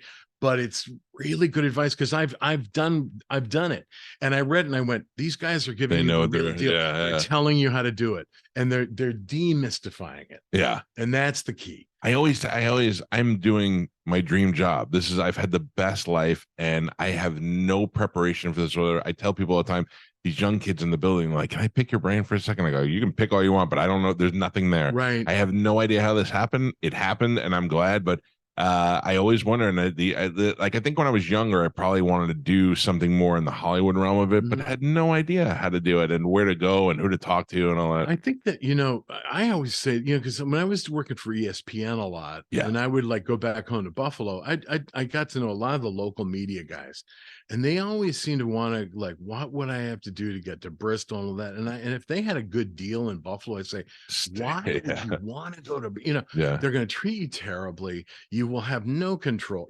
You have a beautiful deal. Yeah. And I'm not saying that to be mean, but they hear that in their head. They think you're holding them down. And I'm like, no, and it's like anywhere where you have a little control over your life, that's the beauty of it. When Howard went to satellite, everybody was like, you think you're going to go to satellite? I'm like, why would I ever go to satellite? I go, I have everything that I need here in my garage, and 2 million people are hearing it. And those Howard got all the money. Nobody else is making any money. Talk to those people over there and see if they're happy. I'm never leaving this. Well, I was in the van here. Yeah. And there was one period of time where I was going through some sort of national reserve, and I thought, this little Dateliney. I'm in I don't know the guy who's driving me through a forest. See out the windows. But then we pulled up to the Shea Calta, and I'm like, this is a good deal. I always wonder. Brief history. We started during the pandemic. I was doing a podcast, and I had a smaller studio. And then during the pandemic, I said, well, instead of being in 5 different places, we're all good. Everybody just come here. And we built this place out. And then all of a sudden we were like, we're never leaving. This is the best thing ever. It's the weirdest thing. I did the same thing. I did 2 seasons of Mom, running it during COVID. And I started out saying, like, if we simply get shows on TV, job well done. They'll suck, but job well done. They end up being really good. Fortunately, we were a show that had years under its belt and a rhythm. But I couldn't believe the things I was doing. I was doing writing room, Zoom from my home office. Right. We were doing I was there for table reads, rehearsals, and shoots, but only 2 of us were there, masked, and like the boy in the bubble. Crazy, yeah. But the things I edited remotely with my editor from his garage. And there were a lot of things that didn't go back. Yeah, no, there was a lot of things you realized you didn't have to. Yeah. This is great. I'm so glad. So I one time wrote a letter to Richie Sambora, who plays guitar on Bon Jovi. I actually put it in his mailbox in New Jersey. I was such a fan when I was a kid. And then I said this, and I didn't tell anybody about it until we actually had Richie on the air some 30 years later. and no problem embarrassing myself. I saw you on Facebook, and I'm like, I want to add this guy, but I don't know that he's going to, I don't want to buy, I don't want to. So I just clicked it, and I was like, I'm firing away. And then one day I sent you an email, and I said, hey, I just want to tell you how much I say I will never bother you again after this, but I wanted to tell you how much I loved the Dennis Miller Show and what you guys did together. And I had to get it. I had to just throw it out there and send a little fan letter over there. And then when I found out you were coming here, I said, man, I would rather have you in here than Jason Priestley in a heartbeat. First time those words have ever. Yeah, I'll take pink over those eyebrows any day. I'm so happy to meet you and have you on the show. I think this is you've had a great. I'm telling you, when you said you drove on a lot of Burbank, I had a meeting out there one time. Yeah. And my buddy was Ralphie May. He was a comedian. I don't know if you know Big Ralphie. I know of Ralph. Right. I don't know him, but sure. He lived in Nashville, but he had a home in LA. And he's like, you stay in my home, use my car. So here I am driving around in his convertible BMW, going to a meeting on the Burbank lot. Yeah. And I pull up to the gate, give the guy my name. They open the gate. I drive in and I go, this is the coolest life ever. I have no reason to be here other than this tiny little meeting that I have, but to do that every day, it must be so awesome. It is. I don't take it for granted for 1 minute, and I've had enough opportunity. I've worked every lot there, and every day that gate opens, you're like, but it's really funny. And it's really funny. We were talking about Judy Marmel, who I worked with on Bookie. She's a producer on it, and she's just amazing. And it turns out Judy and I worked together a million years ago during the post-Miller years on a very short-lived show I hosted on Fox called What's So Funny. That was a bit of a disaster. Right. And I was a bit of a disaster because it was back in that era where, now we worry about getting canceled because of, oh God, I hurt someone's feelings. But, when you're in your early years, you feel like I'm going to get canceled because I suck, right? That was the cancel fear. And that was then. and Judy worked on that show, and we reconnected all these years later. And there's always that feeling of like, holy cow, we're still here. Yeah. And that is quite remarkable. And you drive through those gates, or you have your life set up here, and you're doing what you can't believe they let you do. And if you lose that feeling, I think you're lost. For sure. I love to hear all these things about like Judy, how successful and powerful she is now. Unreal. Sebastian, who couldn't sell outside sports, one of the biggest comedy comics in the world. Our friend Bert Kreischer, who has made a living out of taking his shirt off and drinking. And I mean, all these good people My hero. all these good people to see that they got to where they were going. And it's you used to be a hater. You see somebody else that's successful and you get mad at it. Now I'm just happy for all these people. Well, that fortunately, I think that's essential too, that you break through that whatever envy chapter you have in your life, and you realize if the more you can be happy for people. Now I just worry about people. Yeah. Now if I haven't I'm not seen at that anybody stage in a while. Yeah, I still don't care about most people. Yeah. You get there. Yeah. Nick Bakay, see him this weekend. Now, are you doing like a panel with the rest of the show? I got the rundown. I don't know if I think there might be a panel, but there's going to be a lot of signing, and we're going to be there for, Friday, Saturday, Sunday, hardcore. I have a younger sister who's in her early 20s, and I don't know if she's going or not, but she was really excited about it because between Full House and I think Backstreet Boys, which is great. Big, I mean, this is good. It's going to be fascinating. Yeah, so I think tickets are sold out on Saturday, but it starts today and then it goes on Sunday. And if you stop by and you see Nick, say hi to him. And I really appreciate you coming in. This has been a pleasure to talk to you. What a blast! Great to be here. This is cool. And listen, I say this to all of our Hollywood people. If you have a need for a fat neighbor in any show, just let me know. Done. I am available. Okay, good. We'll take a break. It's the Mike Calta Show. This is 102.5 The Bone. You're listening.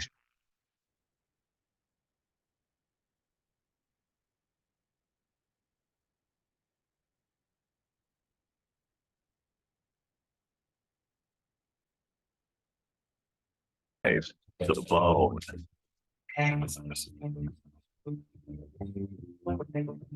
9:33 on the Mike Calta Show. It's 102.5 The Bone.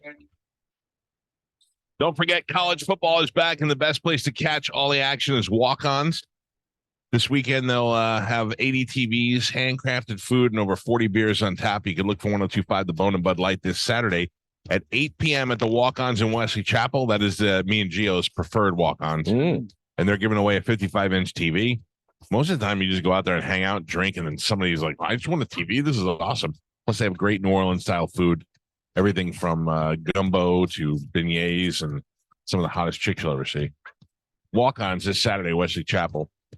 I totally forgot to bring it up with Nick. He was on Seinfeld. He was on the, remember when Jerry had the valeted his car? And and he dated Elaine. Mm-hmm. Yeah, I totally forgot that. I remember it, forgot to bring it up. I know a lot of people can say this, but if you could say you were on Seinfeld. Oh, yeah. How great is that? Yeah. A couple of things, Spanish. Yeah. I need to get that microphone to have the same processing as the other microphones. Yeah. Or we need to put Gio's microphone on an arm so when a guest is here, we can flip it over because it just sounds so hollow.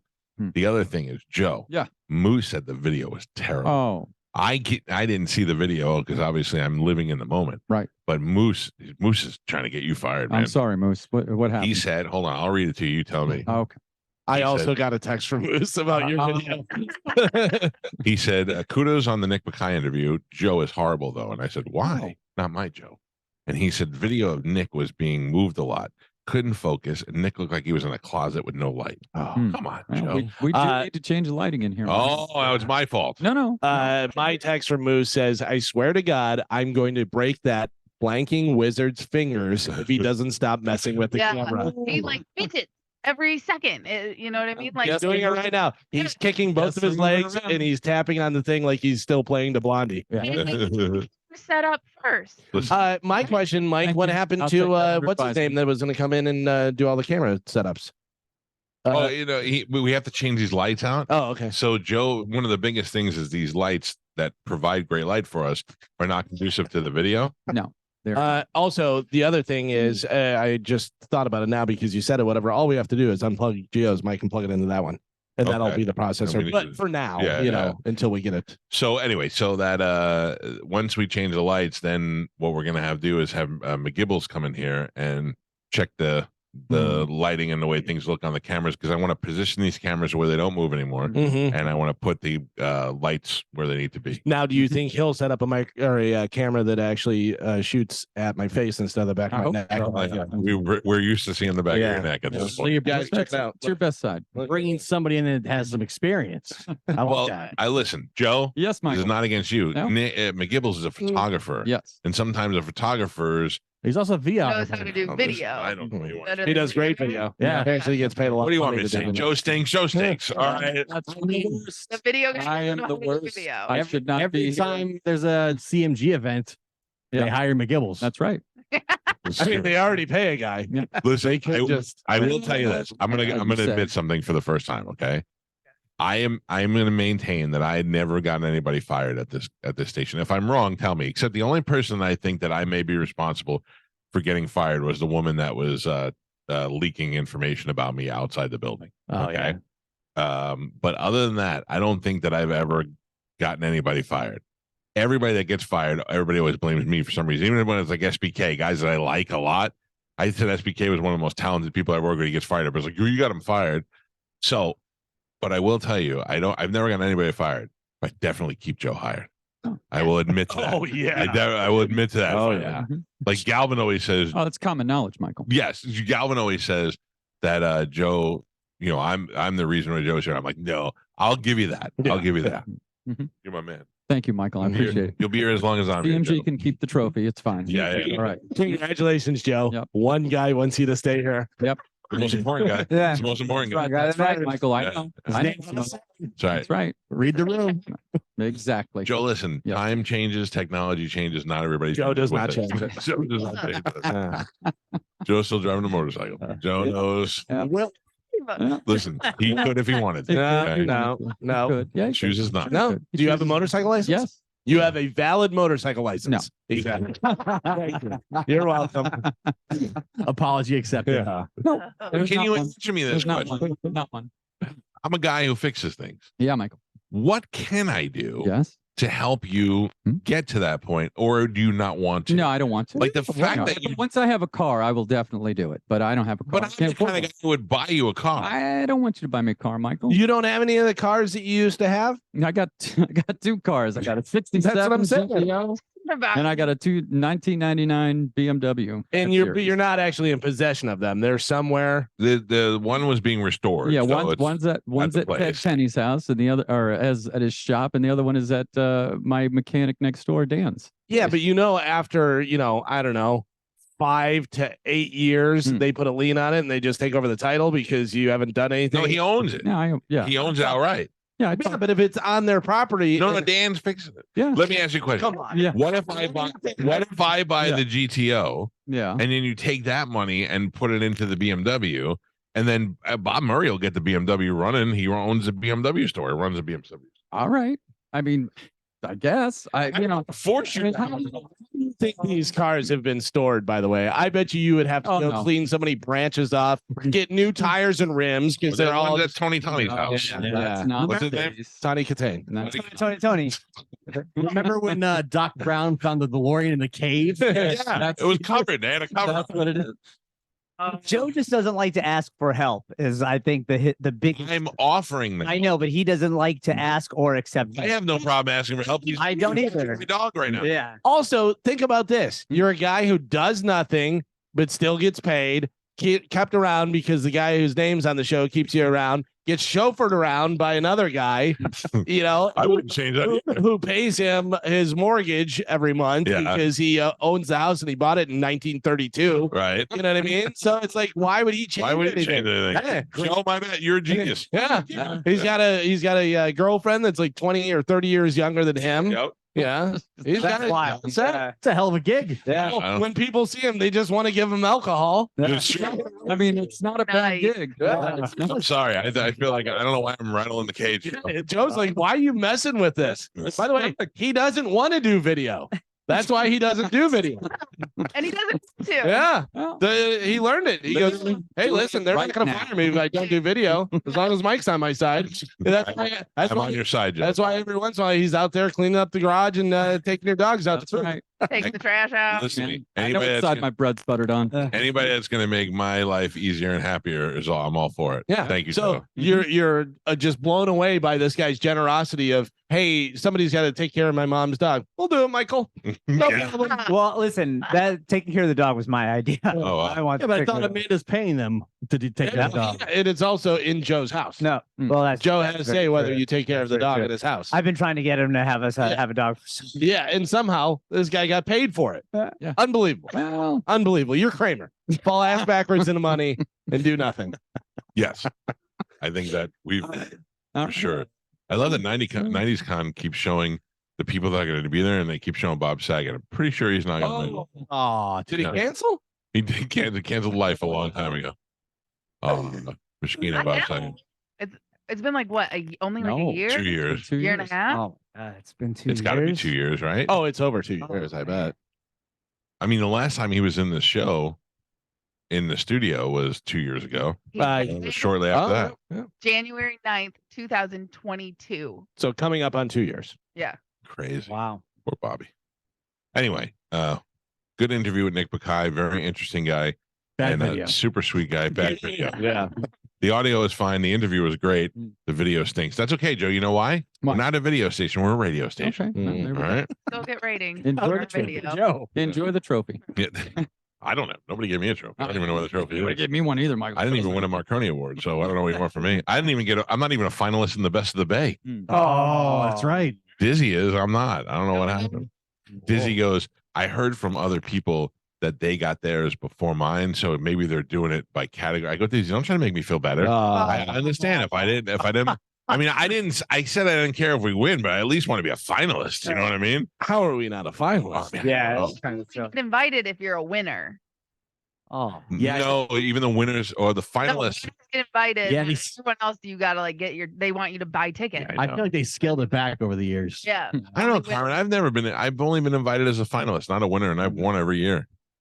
Like they'll tell you when you go there, you could be like, "Hi, I'm a finalist," and they let you in. Now they make you buy tickets. Yeah. I'm not. I mean, look at me. It's not. If it was on a Friday night, I would go.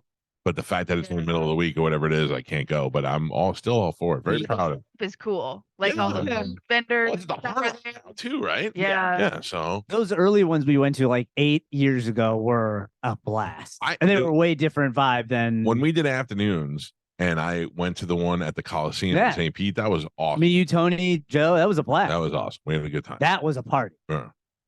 I got up there and gave a speech. I was the only one who gave a speech. People were drinking, dancing. Yeah. You think maybe they're like, they know that they won the thing. We don't need to tell them. I don't know, I mean, we Calvin. didn't tell 'em. I don't want to We be didn't too comfortable. Yeah. I mean, I don't need to lose out to WMNF or whatever that is. I hear they got great video. MNF. Yeah. I'm surprised they didn't get nominated for that. Maybe they did. No. I don't know. I'm done. Today's show. It's Friday. Yeah. Steve-O tonight? Steve-O tonight. Oh, 100%. 100%. 100%. You know what I'm making? Promises. I'm going. I already talked to him. We may even go to dinner before the show, but I am definitely going to see Steve-O at the Happy Dinner tonight. No, Carmen, I've cleared my calendar. I've got Steve-O tonight. I would like to relax with my wife at the beach tomorrow. My cousins are in town. I would like to see them. And then on Sunday, Joey and I are going fishing in the morning, and then we're going back to the house to watch the Bucks game. That's smelling like awesome. fish. All right. My wife goes, I don't want to watch the game at the house. I go, why? We're there. We're in Clearwater. Why would I leave to go all the way home? She's like, okay, I don't want you guys coming in the place smelling like fish. I go, What? shut up. Oh. I don't yell at you about it. Oh, that's my wife you're laughing at, Spanish. That's ridiculous. How dare you do that? Was Joe able to squeeze in his +1 for your fishing trip? I don't need a +1, Geo. Yeah, he did. He was able to. Are you guys coming? No. We haven't decided yet. I don't think so. I think I'm going to be with my grandparents in Sarasota. You're almost worse than I am at making plans and backing out. Well, I got to yes. Well, this past couple of years I've been traveling a lot between Sarasota and here, and it just I get overwhelmed with that They're going to stuff. die. Yeah, Just get definitely. used to it. Yeah, It's not, I swear to God, I thought you said that your vampires are going to die. Yeah, yeah. As soon as you sent those guys the link to the purchase the tickets, they were out.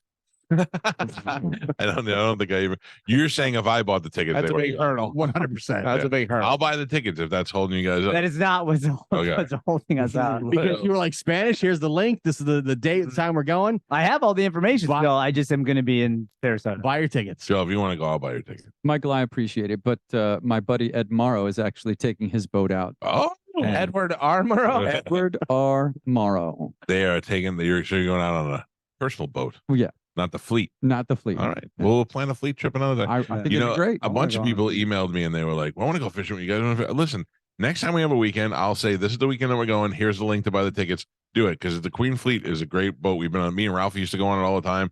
It's a great, comfortable boat. They got a little restaurant in the middle there. What about instead of doing that, we do a tubing lazy river? Oh yeah. Oh, that seems so much more our style. I'll do that too. Yeah. I wonder what it would cost. So I tried to go on the fishing boat last weekend, or maybe 2 weeks ago, and it was unavailable. And I called the owner and I was like, hey, is this really unavailable, or is it? And he goes, it's booked for a private thing. And I went, what if I just book the boat and we all go? I don't want to just fill it with our people. That would be awesome. That would be a blast. All right, maybe I'll do that. Yeah. See if we could do that. That'd be awesome because we don't have to pay. But not only that, but I mean, like Gio, if your wife wanted to come and she didn't want to fish, she could just chill out in the sun deck upstairs or drink or whatever. Christmas in. Yeah. All right. Well, Promises. We're all going fishing, and I'll buy the boat. Promises. catch the biggest fish and then I'll gloat. Yeah. 6 and 9. Man, wouldn't it be great if we got Nick Bakay to do 6 and 9 with us? Yeah. I'm gonna start mailing my jokes to him on Wednesday. Go, hey, can you punch these up a little bit? Listen, I say 6 at 9, we start doing when we find a good spot where we don't have guests. You know, it doesn't necessarily have to be on Friday. Friday, yeah. It's true. We like to do it during the week. That'd be fine. Yeah. Yeah, I'm for it. Thank you to Nick Bakay for coming in, because the truth is that I believe Saturday is sold out at the 90s Con, and it really didn't do anything for him to promote. He was just being cool to us, and I enjoyed having him on the show. Thank you to Tom for getting him and all that. They don't want us there, I guess. They don't want us. They rejected our thing, whatever. Snubbed. I gotta be honest though. The better thing was me to bring the guy I liked here. So I go, like, cool, I'm not gonna stand in line to meet anybody. Anyway, if you told me, I don't even know. If you said I could take a picture with the whole cast of 90210, I'd be like, I'd be in. Yeah, I would. Yeah. I would pay $30 just to stand next to and smell Tiffany Amber Thiessen. That big pie face that she has? Yeah. I don't think she's there, actually. She's not there? No, I don't think she's I'm out. No, Kelly Kapowski. Pass. Pie face should meet sugar pants. Yeah. Delicious. Check us out on Instagram at the Mike Calta Show. We are there. Like us, follow us, send us thumbs ups, and whatever you do. Pound it. Good luck to our Buccaneers. Let's bake. Yeah. We're baking with the baker. Another group hug in the shower. Hell yeah. Also, remember walk-on Saturday night, 8:00 in Wesley Chapel. Your chance to win a 55-inch TV. You don't have to say flat screen anymore. Everybody knows. Yeah. And then what else? Land Shark Band, Saturday night. Janice Live, free concert, Land Shark Lager. And then we'll be back on Monday. Have a great weekend. Can't wait to see the fishing pictures. Yeah. And Steve O. Oh, you guys are a jerk. Oh. Yeah. Never lied before. Have a great weekend. Goodbye.